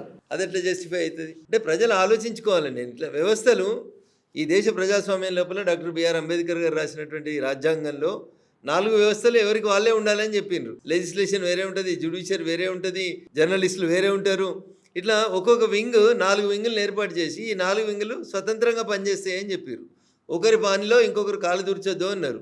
ఉద్యోగస్తులు ఉంటారు, ప్రభుత్వ ఉద్యోగస్తులు, లెజిస్లేటివ్ పని వాళ్ళకి వచ్చిన తర్వాత వాళ్ళ పని వాళ్ళే చేసుకుంటారు కదా. ఇట్లా ఒక వింగ్కి ప్రత్యేకంగా కొన్ని విధులు ఉన్నప్పుడు మళ్ళీ పక్కన ఉన్న పనిలో మనం ఏళ్ళు ఎందుకు పెట్టాలి, కాలు ఎందుకు పెట్టాలి? That is very unfortunate. ఇప్పుడు జూబ్లీ హిల్స్ కాంగ్రెస్ గెలిచిన తర్వాత దూకుడు పెంచింది, అందుకే ఇమ్మీడియట్గా ఈ స్థానిక సంస్థల ఎలక్షన్స్ కూడా స్టార్ట్ అయిపోయాయి, ఇంకా కాంగ్రెస్ను అడ్డుకునే శక్తులే లేవు అంటున్నారు సార్, ఏమంటారు? సో ప్రజాస్వామ్యంలో తల్లి ప్రజలు న్యాయ నిర్ణేతలు, చాలామంది అట్లే ఫీల్ అయినరు. దుబ్బాకలో రఘునందన్ అనేటువంటి బై ఎలక్షన్ గెలిచే కంటే ముందు దాకా టీఆర్ఎస్ పార్టీని ఎవడైనా ఓడగొడతాడని అనుకుర్రా? నిరుపమ్ గారు ఓటమి లేదు అండ్రి, 6 అడుగుల బుల్లెట్ అన్రి, అన్న ఏడ కాలు పెడతాడో ట్రబుల్ షూటర్ అన్రి. మరి ఏమైంది షూటు? జనం ఎట్లా రివర్స్ కొట్టిరు? కాబట్టి ఇదేదో మేము చెప్పినట్టు జరుగుతుందని అనుకోవడం తప్పు. ప్రజలు మీకంటే నాకంటే తెలివిగా ఆలోచిస్తారు, తెలివిగా ఓట్లేస్తారు. మీరు అసలు డిపాజిట్స్ కూడా కోల్పోయి అత్యంత ఘోరంగా ఓడిపోయారు, ఎవరు బాధ్యత తీసుకుంటారు? మీతో సహా అందరూ అక్కడ ప్రచారానికి వచ్చారు, అయినప్పటికీ కూడా క్యాండిడేట్ ఓడిపోతే ఎవరు బాధ్యత తీసుకుంటారు? ఇప్పుడు అది మొదటి బాధ్యత క్యాండిడేట్ తీసుకోవాలి, తర్వాత పార్టీ తీసుకోవాలి. అందరిది పార్టీ అంటే మా అందరిది సమిష్టి బాధ్యత. ఎందుకు ఓడిపోయిందని ఏమైనా అనాలిసిస్ జరిగిందా సార్? అంత దారుణంగా ఎందుకు ఓడిపోయారని? క్యాండిడేట్ని కొంచెం తొందరగా డిక్లేర్ చేస్తే బాగుంటుండే అనేది ఒక అభిప్రాయం వచ్చింది. అందరితో కలిసి చర్చించుకొని ఇప్పుడున్న క్యాండిడేట్ సూటబుల్ అనుకుంటే ఆయనకి ఇవ్వాలి, సూటబుల్ కాకపోతే వేరే వాళ్ళకి ఇవ్వాల్సింది ఉండే. అట్లా చేయకపోవడం తప్పు అనేది ఒకటి అనుకుంటాం. So any we'll sit for a meeting, అప్పుడు తప్పకుండా చర్చకు వస్తుంది. ఇంకా దాని మీద అవ్వలేదా సార్? సమీక్ష కాలేదు తల్లి, కాలేదు. అంటే ఎలక్షన్ అయిపోయి కూడా చాలా రోజులు అయింది కదా సార్? చేస్తారు, ఇంకా తొందరలోనే పెట్టుకుంటారు. పార్లమెంట్ ఉంది కదా, మళ్ళీ మాకు ఈ అడవుడి ఇదంతా చూసుకున్న తర్వాత పెడతారు. ఇక ఒక్కసారి కవిత గారికి వద్దాం సార్. కవిత గారు ఏంటి ఆవిడ చేస్తున్నటువంటి వ్యాఖ్యానాలు? గతంలో కూడా మీరు అదే పార్టీ నుంచి వచ్చున్నారు కాబట్టి మీకు అక్కడ ఆవిడ చెప్తున్నాయన్నీ నిజమే అని అనిపిస్తుందా, లేకపోతే నిజమేనా? అసలు ఏంటి అదంతా? కేవలం ఆవిడ కోపంతో, కసితో ఆ ఫ్యామిలీ మీద, ముఖ్యంగా హరీష్ గారి మీద వ్యతిరేకతతో ఆవిడ మాట్లాడుతున్నారని అనుకోవాలా, లేకపోతే అందులో ఏమాత్రమైనా నిజం ఉందని అనుకోవాలా? 2-3 విషయాల్లో కవిత గారు చాలా క్లారిటీ ఉన్నారు. ఒకటి, ఆమెను ఇంట్లోకి వెళ్ళి పంపించడం లోపల హరీష్ రావు గారి పాత్ర ఎక్కువ ఉంది కాబట్టి హరీష్ రావు గారి మీద బదిలా తీసుకోవాలనేది ఫస్ట్ కనబడుతుంది. అది రెండోది, మళ్ళీ ఎప్పుడైనా అవకాశం వస్తే పార్టీలో పోవాలి, అన్నతో కలిసి అన్నను ముఖ్యమంత్రిని చేయాలి, భావన నిలగొట్టాలనేది ఆమె ఆలోచన అయి ఉంటుంది. 2, 3 సమస్యల మీద నేను మాట్లాడుతున్నా అంటది. జనం ఎందుకు నమ్ముతారు కవిత గారు మిమ్మల్ని? సమస్యల మీద మీరు మాట్లాడేది ఉంటే 10 ఏళ్ళ అధికారంలో ఉన్నప్పుడు ఎందుకు మాట్లాడలేదు? తొలి క్యాబినెట్లో 2014 నుంచి 2018 దాకా ఒక మహిళా మంత్రి కాలేదు. ఆ రోజు ఎందుకు మాట్లాడలేదు కవిత? లేదా పేపర్లో చూసినా నేను 8 మంది బీజేపీ ఎంపీలు రాజీనామా చేస్తే బిల్లు పాస్ అవుతుందండి. మేమెందుకు రాజీనామా చేయాలి? కవిత చెప్పినట్టు బీజేపీ ఎంపీలు ఎందుకు వింటారు? కవితకి ఏం సంబంధం బీజేపీ ఎంపీల గురించి? మీరు కూడా నిలబడ్డారు కదా, మిమ్మల్ని ప్రజలు వద్దనుకున్నారు కదా, ఇంకా మళ్ళీ మీకు మాట్లాడే అవకాశం ఎక్కడిది? ఎట్లా మాట్లాడతారు కవిత గారు? ఏం మాట్లాడుతుంది ఆమె? అసెంబ్లీ ప్రాంగణంలో జ్యోతిబా పూలే విగ్రహం పెట్టాలి, ఎవరు వద్దన్నారు? మీ నాయన ముఖ్యమంత్రి ఉన్న 10 ఏళ్లలో ఎందుకు పెట్టలేదు?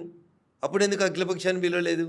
ఇదంతా ఏదో తన రాజకీయ ఉనికి కోసం, మనుగడ కోసం ఆమె పోరాడుతున్నటువంటి లెక్క కనబడుతుంది. అంటే ఆ పార్టీ రాబోయే రోజుల్లో పార్టీగా మారుతుంది. ఇప్పుడు జాగృతి పేరుతో నడుస్తుంది అనుకోండి, తర్వాత పార్టీగా మారితే అప్పుడు ఏంటి పరిస్థితి? మీరు ఎప్పుడైనా పల్లెటూరులోకి పోయారా నిరుపమ గారు? సార్ పల్లెటూరులో చూసిరా?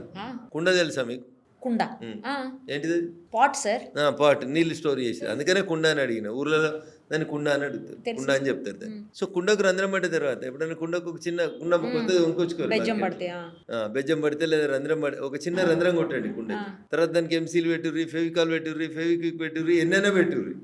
ఒకసారి రంధ్రం పడిన తర్వాత కుండలు ఇక నీళ్ళు ఆగాయి తల్లి, లీక్ అవుతాయి. కొన్నిసార్లు గంటలు ఖాళీ అవుతుంది కుండ, కొన్నిసార్లు 2 గంటలు అయితే, కొన్నిసార్లు 3 గంటలు అయితే. బట్ కుండ ఖాళీ అవడం అనేది అయితే కన్ఫామ్ గా ఒకసారి చిల్లు పడ్డ తర్వాత. ఇక టీఆర్ఎస్ అనేది కూడా గంతే. ఇక దానికి టీఆర్ఎస్ అనే కుండకి చిల్లు పడ్డది. ఇది చెప్పారా సార్? ఇప్పుడు నీళ్ళు నిలుస్తాయా తల్లి దాంట్లో? మీరు ఎంత కష్టపడి నింపినా అయితే అర్ధగంటకి లేకపోతే గంటకి, కొద్దిగా ఎంసీలు గట్టిగా పనిచేసింది అనుకో 2 గంటలకి, మీరు రాత్రి నింపి పడుకోరు, తెల్లారిసరి కుండ ఖాళీ అవుతుందా కాదు? నేను అడిగింది జాగృతి పార్టీ గురించి సార్. జాగృతి ఉండదు, టీఆర్ఎస్ ఉండదు. టీఆర్ఎస్ని వాళ్ళే బొందబెట్టేసిర్రు, టీఆర్ఎస్ని బీఆర్ఎస్ చేసిర్రు. ప్రజలు బీఆర్ఎస్కి సిఆర్ఎస్ ఇచ్చిర్రు, కంపల్సరీ రిటైర్మెంట్ ఇచ్చిర్రు. సిఆర్ఎస్ని కంపల్సరీ టీఆర్ఎస్ బీఆర్ఎస్ అయింది. తెలంగాణ రాష్ట్ర సమితి భారత రాష్ట్ర సమితి అయింది. TRS became BRS. ప్రజలు మాకు బి వద్దు సి పెడతామని బి తీసి సి పెట్టిర్రు. సిఆర్ఎస్ అంటే కంపల్సరీ రిటైర్మెంట్ స్కీమ్ అని. చేయాల్సిన పని సరిగా చేయక బాగా తింటే ఐఏఎస్ ఆఫీసర్లని, ఉద్యోగస్తుల్ని ప్రభుత్వం వారీగా నీకు ఎక్కువ అయింది రిజైన్ చేసి పోబిడ్డా అని సిఆర్ఎస్ అంటారు, కంపల్సరీ రిటైర్మెంట్ స్కీమ్ అని. 10 ఏళ్ళు మీరు దోసిన దోసును చూసి అక్కో దిక్కు, చెల్లో దిక్కు, బావో దిక్కు, బుడ్డోడో దిక్కు, పెద్దోడో దిక్కు ఇట్లా దోస్తే జనం భయపడిపోయి అది ఎప్పుడైతే టీ పోయి బి అయిందో ప్రజలు అనుకున్నారు వీళ్ళకు టీలు బీలు ఏలు వద్దు, వీళ్ళకి ఏకంగా సి ఇస్తేనే కరెక్ట్ అనుకొని కంపల్సరీ రిటైర్మెంట్ స్కీమ్ ఇచ్చి పంపారు. అది ఉండదు తల్లి, అది కుండకు రంధ్రం పడ్డది అనేది చెప్పారు మీరు, మా వాళ్ళకి అర్థమవుతుంది. రైట్. ఇప్పుడు మరి హరీష్ రావు గారు ఒకవేళ ఆయన పగ్గలు తీసుకుంటే ఆయన తీసుకున్న తర్వాత పార్టీ వేరే లెవెల్కి వెళ్తుంది అని చెప్పేసి కూడా కొంతమంది మాట్లాడుతున్నారు. ఏ పార్టీలో ఏ పార్టీ పగ్గాలు ఇస్తారు? BRS. ఎవరు ఇస్తారు? ఎందుకు ఇస్తారు? అది కళ అంటున్నా. Right sir. ఇప్పుడు మరి నిన్న లేటెస్ట్గా డిప్యూటీ సీఎం గారి ఇంటికి కవిత గారు వెళ్ళినప్పుడు ఆవిడ శారీ గురించి కూడా చాలా పెద్ద చర్చ నడిచింది. మొత్తం అంతా ఆవిడ రంగులు జెండా మొత్తం కాంగ్రెస్ జెండా లాగా ఇది సంకేతమా ఏంటి కాంగ్రెస్లోకి మారుతున్నారు అన్నట్టని. జాతీయ జెండా కూడా అవే రంగులు ఉంటాయి కదా. అవును. మరి అదేందుకు? ఓ, అంటే బీజేపీలోకా? ఆ 3 రంగులు జాతీయ జెండాలో కూడా ఉంటాయి కదా. అవును. మరి కాంగ్రెస్ చీర కట్టుకొని పోయిందని ఎందుకు ముచ్చట పెడుతున్నారు? కవిత ఏ చీర కట్టుకుంటేంది? అంటే అదేమన్నా సంకేతం అన్నట్టు మాట్లాడుతున్నారు. తప్పు పర్సన్ అడుగుతారు ప్రశ్న. రైట్ పర్సన్ కవిత. రైట్ పర్సన్ అడగాలి. రైట్ పర్సన్ అడగాలి. బీజేపీ వాళ్ళు మొత్తం వ్యతిరేకిస్తారు హైడ్రాని, మీరు ఒక్కళ్ళే పొగుడుతారు. ఎందుకని? రఘునందన్ గారికి మాత్రం ఎందుకు నచ్చింది హైడ్రా? రఘునందన్ రావు మాట్లాడిన మాటలకి అర్థం కాక జనాలు ఏది పడితే అది వరుతూనే ఉంటారు. రఘునందన్ మీద ఎప్పటికి బురదేయాలని ఇంటోడు చూస్తాడు, పక్కింటోడు చూస్తాడు. ఏం చేస్తాం అట్లయితే? ఏమర్థమైంది మీకు? హైడ్రా తీసుకొచ్చిన కాన్సెప్ట్ ఏంది? రఘునందన్ రావు మాట్లాడిన మాటలు ఏందనే చూడురు మీరు. బఫర్ జోన్లో కానీ, FTLలో కానీ, శిఖం భూములలో కానీ ఎక్కడ ఏ నిర్మాణం చేపట్టినా, చదువుకున్నాను కాబట్టి చదువుకున్న రీతిలోనే మాట్లాడినాను, ఎక్కడ ఏ నిర్మాణం చేపట్టినా సుప్రీంకోర్టు, ఈ దేశ సర్వోన్నత న్యాయస్థానం ఏం చెప్పిందంటే ఎట్లాంటి నోటీస్ ఇవ్వాల్సిన అవసరం లేకుండా దాన్ని కూలగొట్టమని చెప్పింది. ఓకే, నేను అదే కరెక్ట్ అన్నా. నేను వకీల్ని కాబట్టి మా భాషలో అది కరెక్ట్ అనిపించింది, కరెక్ట్ అన్నా. దాన్ని తీసుకొచ్చి పేదోళ్ళని ఇల్లు కూలగొట్టిరు, పెద్దోళ్ళు ఇల్లు కూలగొట్టలే, తిరుపతి రెడ్డి ఇల్లు కూలగొట్టిరు, KTR ఇల్లు కూలగొట్టిరు. ఇవేం పంచాయతీలు? వ్యక్తులకు ఎందుకు ఆపాదిస్తారు? ఇప్పుడు మనమే అడుగుతున్నాం కదా, గదేదో కాలేజీ చెరువు మధ్యలో కడితే తుర్కోలు కట్టి కాలేజీ చెరువులలో కట్టుకుంటే ఒప్పుకుంటారని మీరు నేను అడుగుతున్నాం కదా. మరి చెరువులు ఏది కట్టినా తీసేయమనేది హైడ్రా. అంతవరకే పని చేయమని నేను కోరుకుంటున్నా. తప్పేంది? పేదోళ్ళు కట్టుకున్నారు, పేదోళ్ళు ఇల్లు ఎట్లా తీస్తారు? వాళ్ళకి వేరే ఇల్లు ఇవ్వమని చెప్పుండ్రి, ఆల్టర్నేట్ ఇల్లు ఇవ్వమని చెప్పుండ్రి. 100 గజాలు ఇచ్చి ఇల్లు కట్టి ఇవ్వమని ప్రభుత్వాన్ని. గద అడగకుండా చెరువు కట్టం, నీళ్లు కట్టి చెరువు కట్టం, ఇల్లు కట్టి చెరువు కట్టం, ఇంకేదో కడితే ఉత్తరాఖండ్లో ఏమైంది, వయనాడులో ఏమైంది? తెల్లారి సరికట్లా కొట్టుకుపోతారు, మునిగిపోతారు. వాయనాడులో ఆ ఇల్లు తొలగించమని ఒక కమిటీ నివేదిక ఇచ్చింది, తొలగించలేదు. 3 ఏళ్ళు అయింది, కొట్టుకుపోయారు, మునిగిపోయినరు. ఎవరికి నష్టం అవుతుంది? మళ్ళీ అదే పేదోడికి నష్టం అవుతుంది కదా. ఉన్నోడు ఎట్లా బంజారా బంగ్లాలు ఉంటాడు కదా, ఉండడా? అంతే కదా. చెరువుల్ని ఎంకరేజ్ చేయొద్దు అని చెప్తాడు రఘునందన్ రావు. శిఖం భూములు ఎంకరేజ్ చేయొద్దు అంటున్నా. FTLలలో బఫర్ జోన్లలో కన్స్ట్రక్షన్స్ కట్టకుండ్రి అంటున్నా. తెలిసి తెలియక ఎవరైనా ప్రభుత్వం అనుమతులు ఇస్తే కట్టుకుంటే దయించి మీకు ఇచ్చినటువంటి అనుమతి పొరపాటుని ఇచ్చినా మీకు వేరే దగ్గర స్థలం ఇస్తామని వాళ్ళని షిఫ్ట్ చేయండి అని చెప్తున్నాం. దీన్ని తప్పేమని చెప్పుర్రి. రఘునందన్ ఒక్కడే సపోర్ట్ చేస్తున్నాడు. రఘునందన్ రేవంత్ రెడ్డి ఒక్కటి ఏముంటుంది? ఆడలేక మధ్యలో తప్పితే ఏముంటుంది? రఘునందన్ గెలవడం శాతగాకి ఇవన్నీ పుకార్లు అన్నట్టుగా, అంతే. అంతకుమించి ఏముంటుంది సార్? అలా ఏం లేదు అందులో. మన ఏరియాలో ముఖ్యంగా కోకాపేట కావచ్చు, మొన్న ఈ మధ్యకాలంలో అయితే హైటెక్ సిటీ దగ్గర ఎకరం 140 కోట్లు 130 కోట్లు ఇలా పోతున్నాయి సార్ భూములు. ఏమనుకోవాలి? అంటే మనం హైదరాబాద్ బాగా డెవలప్ అయిపోయింది అనుకోవాలా, లేకపోతే అసలు పేదవాడికి అందుబాటులో లేకుండా పోతుంది అనుకోవాలా? నా దృష్టిలో రెండు కూడా కరెక్ట్ కాదు. విరుగుట కొరకే అనుకుంటున్నాను. అంటే పడిపోతుందా మళ్ళీ? ఇది ఏమైతుందనే తర్వాత ఆలోచించుకోండి. నేనేం శాపనార్థాలు పెడతలేను, ఇంకా ఫ్యాక్ట్ చెప్తా ఉన్నాను. అతి సర్వత్రా వర్జయతే అంటారు, అంతే అవుతుందని నేను అనుకుంటున్నాను. కానీ అంతంత అసలు అందుబాటులో లేకుండా పోతున్నాయి కదా సార్. మీ భాషలో అందుబాటులో లేకుండా పోతున్నాయి, వాళ్ళ భాషలో బిజినెస్ బాగా లాభసాటిగా సాగుతుంది. అది చూసే కళ్ళని బట్టి, చెప్పే మాటల్ని బట్టి ఉంటుంది, వినే చెవులను బట్టి. బిజినెస్ కూడా బాగా అవుతుంది. ఓకే, 150 కోట్లు పెట్టి ఒక ఎకరం కొనుక్కున్నాడు అంటే దాంట్లో వచ్చేది 2600 గజాలు వస్తుంది. ఆ 2600 గజాలలో మీరు గజంకి HMDL 4,800 గజాలు కదా సార్. 4,800 గజాలని లేఅవుట్ చేసి రోడ్లు వేసి డెవలప్మెంట్ చేసిన తర్వాత వచ్చేది 2600 స్క్వేర్ యార్డ్స్ వస్తుంది అప్రాక్సిమేట్లీ. మాక్సిమం వస్తే 2800 స్క్వేర్ యార్డ్స్ వస్తుంది. ఒక ఎకరానికి మీరు అన్నటువంటి 4,800 గజాలు డివైడెడ్ బై ఈ 150 కోట్లు వేసిరు అనుకోరి, ఒక గజం ఎంత పడ్డట్టు? అందులో ఎవరు ఉంటారు? ఇల్లు కట్టుకొని ఉంటారా? ఉండరు కదా. హారిజాంటల్ కట్టలేం కదా, దాన్ని వర్టికల్ కడతారు. 70 ఫ్లోర్లు 100 ఫ్లోర్లు కడతారు. అప్పుడు లాభసాటి వ్యాపారం అవుతుంది. ఇప్పుడు ఒక్కొక్క ఫ్లాట్ 20 కోట్లకి అట్లా అమ్ముతున్నారు. అట్లా కట్టి వాడు 70 ఫ్లోర్లు కడతాడు. 70 ఫ్లోర్లు నుండి 20 కోట్లు ఎంత అయింది తల్లి? 140 కోట్లు కలితే వచ్చింది. అవునా? 150 కోట్లు పెట్టి ఎకరం కొన్నాడు, 140 కోట్లు వచ్చింది. ఇక్కడ ఇంకా మీ కార్ పార్కింగ్ అని, రిజిస్ట్రేషన్ అని, GST అని, వాట్ అని, ఇంకా రకరకాలని, ఎత్తులేస్తే ఇంకోటని, ఈస్ట్ ఫేస్ అయితే ఇంకోటని, వెస్ట్ ఫేస్ అయితే ఇంకోటని, అన్ని కలిపి ఇవన్నీ నాకు ఇంగ్లీష్ రాదు కాబట్టి అట్లా చెప్తుంది. ఇవన్నీ ఇట్లా చంపుతారు కాబట్టి వాడు 150 కోట్లు పెట్టి కొడుతున్నాడు. 80 ఫ్లోర్లు ఇస్తుంది గవర్నమెంట్. కానీ గవర్నమెంట్ ఆలోచించాల్సిన మినిమం ఇదేంటంటే, ఇప్పుడు మీరు ఒక ఎకరంలో ఇంతకుముందు ఎన్ని చెట్లు ఉండే, ఇప్పుడు మీరు ఎకరం కట్టిన తర్వాత ఆయన ఏం పెడతాడు? 2 పూల మొక్కలు పెట్టి చిన్న చిన్న అందంగా కనబడేందుకు 2 చెట్లు పెడతాడు. అపార్ట్మెంట్లో ఒక 1000 మంది వస్తారు అనుకోర్రి. 1000 మందికి సరిపోయేంత ఆక్సిజన్ వస్తుంది ఆడికెళ్ళి. 1000 మంది వదిలేసిన కార్బన్ డైఆక్సైడ్ పీల్చుకుంటేందుకు అక్కడ మొక్కలు ఉన్నాయా? 1000 మంది ఒకటేసారి కార్లో 1000 మంది ఉన్నారంటే 1000 మంది ఉన్నారంటే కనీసం ఒక 300 కార్లు ఉంటాయి. ఎస్ ఒకటేసారి 300 కార్లు రోజు పొద్దున 9:30కి pollution స్కూల్ పోవాలని పరిస్థితి. పోతే, Yes. లేదా ఒకటేసారి 9:30కి అందరు ఆఫీస్కి పోవాలని బయలుదేరితే నీ ఇంటి ముంగట ఉన్న రోడ్ అంతా ఇంతే ఉంటుంది. మధ్యలో డివైడర్ ఉంటుంది, అటు 2 లైన్లు ఇటు 2 లైన్లు ఉంటాయి. ట్రాఫిక్ జామ్ అవుతుంది హైదరాబాద్ అంటే. కాకపోతే ఏమవుతుంది? నిరుపమ్ గారు మీరు 80 ఫ్లోర్లు పైకి ఇస్తున్నప్పుడు ఆ 80 ఫ్లోర్లలో లేదా ఒక 10 ఎకరాల్లో 50 అంతస్తులు ఇస్తుంటే ఇక్కడ కనబడుతుంటాయి మీరు వస్తుంటే సర్వీస్ రోడ్ ఎంబడి. సార్ ఒక టవర్ కంప్లీట్ అయితే ఒక ఊరు కంటే పెద్దగా ఉంటుంది టవర్. దాంట్లో ఉండే జనాభా ఒక ఊరు కంటే ఎక్కువ ఉంటారు. రోడ్ ఏమైనా పెరుగుతుందా నిరుపమ్ గారు? అదే రోడ్డు సార్. మీరు ఇంతకుముందు 5 ఫ్లోర్లు 10 ఫ్లోర్లు ఇచ్చినప్పుడు సేఫ్గా ఉంది హైదరాబాద్. ఇలా మల్టీ స్టోరీడ్ బిల్డింగ్ అని 50 ఫ్లోర్లు ఇచ్చి ఎగ్జిస్టింగ్ అదే 100 ఫీట్ల రోడ్డు మీద ఇప్పుడు మీరు వచ్చిన ఈ రోడ్ ఎంబడి మొత్తం మేము వచ్చినప్పుడు 2017లో ఎవరు లేరు ఈ రోడ్డు మీద, మాది ఒకటే కాలనీ. ఎవరు లేరు, మీరు ఒక్కళ్ళే. ఇవాళ మేము 25కి వచ్చేసరికి మాకు చుట్టూ ఇట్లా చూడాల్సి వస్తుంది పైకి. ఏ పక్క చూసినా అన్ని 50 ఫ్లోర్ల బంగ్లాలే వచ్చినాయి. సో ఇవన్నీ ఫుల్ఫిల్ అయ్యి రేపు జనాలు వచ్చిరనుకోరు, ఇంటికి 2 కార్లు వేసుకొని వచ్చిరనుకోరు, ఈ రోడ్ ఎట్లా సరిపోతుంది నిరుపమ్ గారు? ట్రాఫిక్ జామ్ కాకపోతే ఏమవుతుంది? సో ఈ బిల్డింగ్ కడుతున్నప్పుడు అక్కడికి వచ్చే జనాభా ఎంత, వాళ్ళకి భవిష్యత్తులో అవసరాలు ఏముంటాయి, రోడ్ ఏంది, నీళ్ళు ఏంది, మోరేంది, డ్రైనేజ్ ఎడిపోతుంది, కరెంట్ ఎంత కావాలి, ఏమన్నా ఆలోచిస్తుందా మున్సిపాలిటీ? ఫీజు కట్టిర్రు, పర్మిషన్ ఇచ్చినాము, మరి రోడ్ ఎవరు వేయాలి? వాటర్ ఎక్కడికి వెళ్ళేది? ఎక్కడికి వెళ్ళి వస్తుంది? డ్రైనేజ్ ఎడిపోతుంది. ఇంతకుముందు న్యాచురల్ కొండలు ఉంటుండే, గిడ కొండ ఉండే, గిడ పల్లం ఉంటుండే, ఇట్లుంటుంది.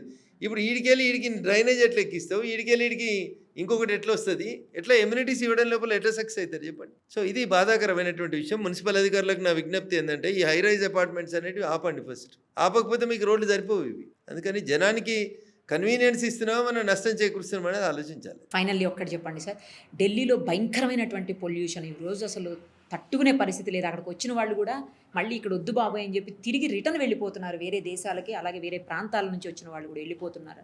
రేపు పొద్దున హైదరాబాద్లో కూడా దగ్గర అదే పరిస్థితి వస్తున్నారు. హైదరాబాద్ని ఎలా కాపాడుకోవాలి, ఢిల్లీని ఎలా సేవ్ చేసుకోవాలి సార్? ఒకసారి మీకు తోచిన విధంగా చెప్పండి. మీ తోచిన విధంగా జనానికి అవసరం ఉన్నది చెప్తాను. అవసరమైంది అడ్వైస్ కూడా. తల్లి ఇప్పుడు మనం ఇల్లు కట్టుకుంటున్నాం, ఇంటి కాంపౌండ్లో మనం 10 మంది ఉంటున్నాం, 10 చెట్లు పెట్టుకోర్రి, మనిషికో చెట్టు అనే పెట్టుకోర్రి. 2 విచ్చలవిడిగా ప్లాస్టిక్ వాడుతూ ఉన్నాం, ప్లాస్టిక్ వాడకాన్ని బంద్ చేయించాలి. ప్లాస్టిక్ వాడకాన్ని బంద్ చేయించాలి అంటున్నారు. సరే సార్, దీని బదులు అదేదో ప్రభుత్వం, మీరు అక్కడ మీరే ఉన్నారు కాబట్టి కేంద్ర ప్రభుత్వం లెవెల్లో మీరు ఎందుకు బ్యాన్ చేయలేకపోతున్నారు అసలు? కొన్ని రాష్ట్ర ప్రభుత్వాలు చేయాలి, కొన్ని కేంద్ర ప్రభుత్వాలు చేయాలి, కొన్ని ఇద్దరు కలిసి సంయుక్తంగా చేయాల్సిన పనులు ఉంటాయి. 100% భారత ప్రభుత్వం ఇట్లా గైడ్ లైన్స్ ఇస్తుంది. ఇప్పుడు బెంగళూరు ఉంది, ఒక కొత్తిల్లు కట్టాలనుకోండి, కంపల్సరీ మీరు 6 మొక్కలు నాటినాకనే కొత్తిల్లు కట్టాలని చెప్తాడు. సో ఒక రాష్ట్రంలో ఏదైనా ఒక మంచి పాలసీ ఉంటే పక్క రాష్ట్రం దాన్ని తీసుకోవాలి కదా, దాన్ని అడాప్ట్ చేసుకొని పని చేయాలి కదా. నేను 100 మాటలు చెప్తాను నిరుపమ్ గారు, వినడానికి మనుషులు సిద్ధంగా ఉన్నారా? రోడ్ల మీద చెత్త వేయవద్దు, వేయకుండా ఉంటారా? ఇదే నిరుపమ్ గారు 4 రోజులు అమెరికాలో ఉంటుంది, చాక్లెట్ లో ఉండే పైన ఉండే కవర్ కూడా తీసి రోడ్డు మీద ఏది భయపడుతుంది. ఫైన్ పడుతుంది కదా సార్, జైలు పోతావు కదా. ఫైన్ పడిపోతుంది, ఒకవేళ జైలుకు పోకపోయినా కనీసం ఫైన్ అయినా పడిపోతుంది. ఇదే నిరుపమ అమెరికాకి వెళ్ళి ఫ్లైట్ దిగుతుంది, శంషాబాద్ లో నిలబడి తాగుతుంది, రాత్రి అంతా జర్నీ చేసి వచ్చినా వాటర్ తాగుతుంది, గ్లాస్ నుంచి డ్రైవర్కి చెప్తుంది, ఇది ఇటు వారేస్తుంది, ఇట్లా నీళ్ళ బాటిల్ రోడ్డు మీదనే వేసిపోతుంది, శంషాబాద్ రోడ్డు మీదనే. 6 నెలలు అమెరికాలో జైలు ఉన్నట్టు ఉండొస్తుంది.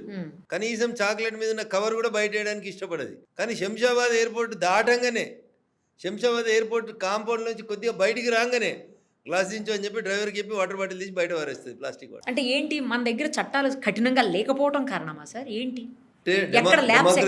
డెమోక్రసీని మనం చాలా ఎక్కువగా అనుభవిస్తూ ఉన్నాం. డెమోక్రసీ అంటే మనకి ఏమవుతుంది, హెల్మెట్ పెట్టుకోవాలి, ఏమవుతుంది, ఫైన్ పడుతుంది, అంతే కదా, కట్టేస్తాం ఫైన్. సో చిన్నప్పటి నుంచి తల్లిదండ్రులు పిల్లలకి కూడా అట్లే నేర్పుతా ఉన్నారు. బేసికల్గా మా నాన్న ఎమ్మెల్యే, నా బండి ఆపుతామని పోలీసుని బెదిరిస్తాడు. మీ నాన్న చట్టం చేసేటోడు పోయి, మీ నాన్న చేసిన చట్టాలే పోలీసు వాళ్ళు అమలు చేస్తున్నారు అని మీరు పిల్లలకు నేర్పిస్తలేరు. సివిక్ సెన్స్ ఉండదు. రింగ్ రోడ్ ఉంటుంది, లేదా ఏదైనా ఒక 4-5 లైన్ల రోడ్డు ఉంటుంది, ఒక 2 వీలర్ పోతుంటుంది, లేదా 3 వీలర్ పోతుంటుంది. నిరుపమ్ గారు వాళ్ళు ఎడికెళ్ళి పోతారో తెలుసా మీకు? ఆ చివర 2 వీలర్లు పోవాలి, ఆ తర్వాత తక్కువ స్పీడ్ ఉన్నాయి పోవాలి. ఫస్ట్ రోడ్లో ఎవరు పోవాలంటే ఎక్కువ స్పీడ్లో పోయేటి 100+ స్పీడ్లో పోయేళ్ళు ఫస్ట్ రోడ్. 5 లైన్లు ఉంటాయి ఒక రోడ్డు మీద, 5 ఏమంటారు ఎల్లో మార్కింగ్స్ ఇచ్చి 5 లేన్స్ అన్నారు అనుకోరు. 5 లేన్లలో చివరి లేన్లో స్లోయెస్ట్ వెహికల్ పోవాలి, 3 and 4లో కొంచెం మీడియం 80 కిలోమీటర్లు పోవాలి.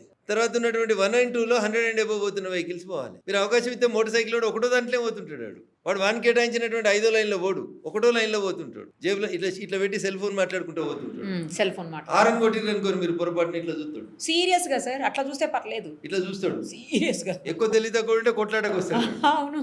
సో నీకు లైసెన్స్ ఇచ్చేటప్పుడు నీకు ఎంవీఐ నిన్ను పిలిచి, బాబు ఇగో ఇవి నిబంధనలు, కారు నడిపితే ఇట్లా నడపాలి, సీట్ బెల్ట్ పెట్టుకుంటే ఇవి లాభాలు ఉంటాయి, ఇగో 5 లేన్లు ఉంటాయి రోడ్డు మీద, మీరు నడవాల్సింది 5వ లేన్లా 1వ లేన్లో నడవాల్సిన స్పీడ్ వెహికల్స్ మీకు ఎవరైనా చెప్పిర్రా? ఎవరైనా మోటార్ వెహికల్ ఇన్స్పెక్టర్ లేదు అస్సలు. పోలీసు వాళ్ళని ఆపి చెప్పిర్రా? హెల్మెట్ లేకపోతే ఫైన్ వేస్తామని చెప్తారు. అది చెప్పే కంటే ముందు ఇగో హెల్మెట్ లేక కొన్ని కుటుంబాలు రోడ్డు మీద పడి విపరీతమైన యాక్సిడెంట్లు అయ్యి భర్తలు పోయి భార్యలు పోయి భర్తలు మిగిలిన కుటుంబాలు ఉంటాయి. 2 వీడియోలు ఆడ టీవీలో వేసి చూపెడితే అయిపోతుంది కదా. అరే నువ్వు కూడా ఇట్లా పోతే రేపు నీ పిల్లలు అడక తింటారా ఏదో అని చెప్పాలి. మీరు జనాల ఆలోచన విధానం లోపల మార్పు తీసుకురావాలని చెప్తా ఉన్నా నేను. చట్టాన్ని ఇంకొంచెం స్ట్రిక్ట్గా ఇంప్లిమెంట్ చేయాలని చెప్తా ఉన్నాం. ఇవి చేయకపోతే ఎక్కడైనా మంచి జరుగుతుంటే దాన్ని మనం చూసి నేర్చుకోవాలని చెప్తాను. ఇప్పుడు అంత పెద్ద బిల్డింగ్ కడతాడు, 50 ఫ్లోర్ల బిల్డింగ్ కడుతున్నాడు. పొద్దున్న లేస్తే సిమెంట్ దుమ్ము, మట్టి దుమ్ము, 100 రకాలైనటువంటి దుమ్ములు రోడ్డు మీద పడతాయి. ఎక్స్కవేషన్ చేస్తారు ముందు, సెల్లార్ తవ్వుతారు, వెనకాల టిప్పర్లు అంటారు, వాటికి వెనకాల డోర్ ఉండదు. ఇట్లా కొంచెం ఎత్తుగడ్డ మీద పోతుంటే సగం మట్టి రోడ్డు మీద పడుతుంది. వాటర్ ట్యాంకర్ పోతుంది హైదరాబాద్ రోడ్ల మీద, దానికి పైన మూత ఉండదు, సగం నీళ్లు రోడ్ల మీదనే పడుతుంటాయి. ఆ సిమెంట్ని కలిపి కాంక్రీట్ మిషన్స్ పోతాయి, రెడీ మిక్స్ మిషన్స్. వాడు ఎక్కడో అన్లోడ్ చేసి పోతుంటాడు, అందులో కొంచెం అంత ఉంటుంది, ఇంకా అందులో కొంచెం అది రౌండ్ గా తిరుగుతుంటది కదా లారీ పోతున్నప్పుడు, అందులోకెళ్ళి కాంక్రీట్ అంతా రోడ్ల మీద పడుతుంటది. ఇవన్నీ సివిక్ సెన్స్ కదా. రోజు చెప్తారా? మీకు ఎప్పుడో చిన్నప్పుడు మీ అమ్మ చెప్తుంది, బిడ్డ భోజనానికి వచ్చేకంటే ముందు చేయి కడుక్కోని. మీరు ప్రతిరోజు భోజనానికంటే ముందు కడుగుతున్నారు, భోజనం తర్వాత కూడా కడుగుతున్నారు. సో ఈ మాత్రం కూడా సెన్స్ పాటించేందుకు జనాలు ఇష్టపడతలేరు. ఇది దురదృష్టం. ఎంత మాట్లాడినా డెమోక్రసీలో కేసు పెడతావా, పెట్టుకోపో, నాకు పెద్ద పెద్ద వకీలు తెలుసు, కడతాపో కోర్టులో కేసు, నడు. మందు దాగి కారు నడపకురి, కష్టాలు అయితే యాక్సిడెంట్ అయితే ఎంతమందిని చంపుతారో తెలియదు అని అనుకుంటే నువ్వు నాకు చెప్తావా? నేను ఊదా పోలీసులతో కొట్లాడతాడు, వీడు రివర్స్లో కొట్లాడతాడు. వీడియో తీస్తుంటే వీడియో తీయదని కొట్లాడతారు. పోనీ మగపోరలు అంటే ఏదో దుర్మార్గులు అనుకుంటే ఆఖరికి ఈ మధ్యలో ఆడపిల్లలు కూడా అట్లే కొట్లాడతారు. ఎటు తీసుకుపోతున్నాం మన వ్యవస్థని? అందుకని దయించి మళ్ళీ చెప్తా ఉన్నా, ఈ దేశ సంస్కృతి సాంప్రదాయాలు, మన పద్ధతులు, మన పెద్దవాళ్ళు చెప్పినటువంటి కట్టు బొట్టు విధానాల్ని అమలు చేస్తే ఈ దేశం బాగుపడుతుంది. విచ్చలవిడితనానికి అలవాటు పడి లాని బ్రేక్ చేయడం ఎట్లా అనేది మనం చూస్తున్నాం. తప్పది. లాను ఎట్లా అమలు చేయాలి, అమలు చేసే వాళ్ళకి మనం ఎట్లా సహకరించాలనే ఆలోచన లేనంతసేపు ఎన్ని చట్టాలు వచ్చినా, ఎంతమంది పోలీసు వాళ్ళు వచ్చినా, ఏమొచ్చినా ఏం గత్తల్లి. నేను ఒక మాట చెప్పి చివరికి ముగిస్తామని ఇంటర్వ్యూ. టిఎన్ శేషన్ అని భారతదేశానికి ఒక ఎన్నికల అధికారి ఉండే, చాలా పెద్ద ఆయన. సో టిఎన్ శేషన్ గారు వచ్చే కంటే ముందు ఎలక్షన్లు వచ్చినాయంటే తెల్లారిసరికి మీ గోడ తెల్లగా ఉంటే బయట ఎవడు ఇష్టం ఉన్న పార్టీ పేరు గుర్తు అన్ని రాసిపోదురు మీ ఇంటి మీద, గోడల మీద రాతలు రాసిపోదురు. కాంగ్రెస్ పార్టీకి మన ఓటు, షేయి గుర్తుకే మన ఓటు, ఇట్లా నరేంద్ర మోడీ గారి నాయకత్వం వర్ధిల్లాలి, కమలం గుర్తుకే మన ఓటు అని. శేషన్ గారు వచ్చిన తర్వాత ఇక ఎన్నికల నిబంధనలలో ఏముందంటే, మీరు ఎవరింటి గోడ మీదనన్నా రాయాలంటే వాళ్ళతోటి ఆథరైజ్డ్ పర్మిషన్ లెటర్ తీసుకోవాలని చెప్పిండు. నేను చెప్తలేను, కొత్తగా ఈ చట్టం నుండి చూడు రేని అమలు చేసిండు. ఒక అధికారి కష్టపడితే రాత్రి 10 తర్వాత ప్రచారం బంద్ అంటే ఇప్పుడు బంద్ అవుతుంది. లౌడ్ స్పీకర్లు ఉండొద్దంటే తక్కువ వాల్యూమ్ తోటి పెడుతున్నారు. అవునా? 10 నుంచి పొద్దున 6 దాకా 8 దాకా మైకులు ఉంటలేవు కదా, ప్రచారం బంద్ అవుతుంది కదా. ఇవన్నీ కొత్తగా శేషన్ గారు రాయలే, పుస్తకాలలో ఉన్నాయి, అమలు చేసిండు అంతే. అంతకుముందు చేసేవాళ్ళు కదా సార్, ఎవరు చేసేటోళ్ళు కాదు. ఎవరి ఇంటి ముంగట అంటే వాని ఇంటి మీద పోయి రాసేటోళ్ళు, ఎవరితోటి అంటే వానితోటి మైకులలో పోయి అరిచేటోళ్ళు. అద్దు ఉండేది కాదు. ఎమ్మెల్యే సభ వస్తే రాత్రి 12 అంటే 12 దాకా స్పీచ్ ఇచ్చేటోడు. అదేంటంటే ఎమ్మెల్యే మాట్లాడుతుండు. కానీ టిఎన్ శేషన్ గారు వచ్చినాక ఎన్నికల నిబంధనలు అన్నింటినీ దేశ ప్రజలందరికీ అర్థమయ్యేలాగా చెప్పిండు. నాకు ఇష్టం లేకుండా నా ఇంటి మీద రాసిపోయారు అనుకో, నేను కేసు పెట్టే అధికారం కూడా నాకు చూపించిండు. బాగా మారినాం, ఇంకా మారాలి. ఇంకా మారాలంటే ఇంకొంచెం మన బుద్ధి ఆలోచన విధానం లోపల మార్పు రావాలి, సివిక్ సెన్స్ కొంత ఉండాలి. ఇవన్నీ మారుతాయని, ఈ దేశం కూడా 2047 వరకు నరేంద్ర మోడీ గారి నాయకత్వంలో వికసిత భారత్ అవుతుందని, ప్రపంచానికి మార్గదర్శనం చేస్తుందని నాకు సంపూర్ణంగా విశ్వాసం ఉంది. ఎందుకంటే ఇప్పుడు మీ పిల్లలు ఏడ చదువుతారంటే అమెరికాలో చదువుతారు అని చెప్పుకునే పరిస్థితి ఉంది. కానీ అమెరికాలో కాదు చదువు నేర్చుకున్నది, చదువు భారతదేశంకి వెళ్ళే బయటకు పోయింది. ఒకప్పుడు నలంద, ఒకప్పుడు తక్షశిల లాంటి యూనివర్సిటీలను వదిలేసి ఆడ చదువుతుర్రు, ఆక్స్ఫర్డ్లో చదువుతుర్రు. అది అనకూడదు రాదు ఆ తల్లికి, కానీ తోలిస్తుంది. మా బిడ్డ ఆడదేదో ఉంది కదా బిడ్డ అలా చదువుతుంది అంటది. ఎలా అలా అమెరికాలో అంతే, అందుకంటే ఎక్కువ ఏం రాదు వాళ్ళకి. కాబట్టి ఈ నలంద, తక్షశిల లాంటి యూనివర్సిటీలు, పాత విద్యా విధానం, మన ఆహారపు అలవాట్లు, ఇవి ప్రపంచానికి మార్గదర్శనం చేస్తాయి. ఇలా మీకు వింతగా అనిపిస్తుండొచ్చు, రఘునందన్ రావు ఇట్లా వెనకకు పోయి మాట్లాడుతున్నాడు అని. కరోనా వచ్చినప్పుడు అందరూ చూసిరు ప్రపంచాన్ని, చాలా మంది ఎక్కిరిచ్చిరు మనల్ని. ఇండియన్స్ శైలితో తింటారు, వీళ్ళు శైలి కడుక్కోరు, వీళ్ళకి శైలి కడుక్కోవడానికి శానిటైజర్ లేవు, సబ్బులు లేవు, వీళ్ళకి డిసిప్లిన్ లేదు, వీళ్ళకి అసలు మంచి ఆహారపు అలవాట్లు లేవు, తిన్నాక చేయి కూడా సరిగా తుడుచుకోరు వీళ్ళు. ఇట్లా మన గురించి హేళన చేసిరు. శానిటైజర్ లేవు, మాస్కులు లేవు, ఆక్సిజన్ సిలిండర్ లేవు, దవాఖానాలు లేవు, అసలు ఎట్లా బతుకుతారు భారతీయులు కరోనాలో అని అనుకున్నారు. ఎండిపోయిన రొట్టెలు తిన్నలు టప్ప పడ్డారు, వికెట్లు పడ్డాడు. కానీ భారతీయులే బతికిరు, నిలబడ్డారు, ప్రపంచానికి మార్గదర్శనం చేసిరు. 150 దేశాలకు మందు తయారు చేసి పంపించారు. ఎట్లా ఇలా ప్రపంచం అంతా కషాయం అంతా అవుతుంది. అడికెళ్ళి వచ్చింది కషాయం మన దగ్గర నుంచి, వంటింట్లోకి వెళ్ళే. గదే అల్లం, గదే వెల్లుల్లి, గవే పోపు గింజలు, గవే జీలకర్ర, గవే ఆవాలు, గవే మెంతులు.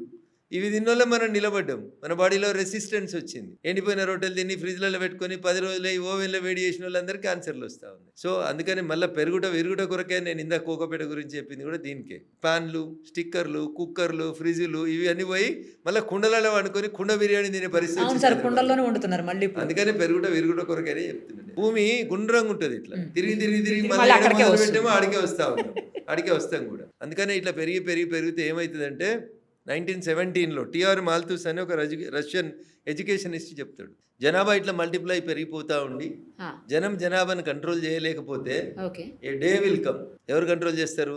బరువు ఎక్కువైనాక భూమి కంట్రోల్ చేస్తుంది. భూమి ఎట్లా కంట్రోల్ చేస్తుంది అని మీకు డౌట్ రాదు. రకరకాల సునామీ వచ్చిందా? పోయినాయా వికెట్లు? లాతూరులో భూకంపం వచ్చిందా? పోయినాయా? రేపు పొరపాటున మనం ఉంటున్న భాగ్యనగరానికి భూకంపం వచ్చింది అనుకోర్రి, ఇట్లా చూసేటి అన్నీ ఉంటాయా? ఉండవు కదా.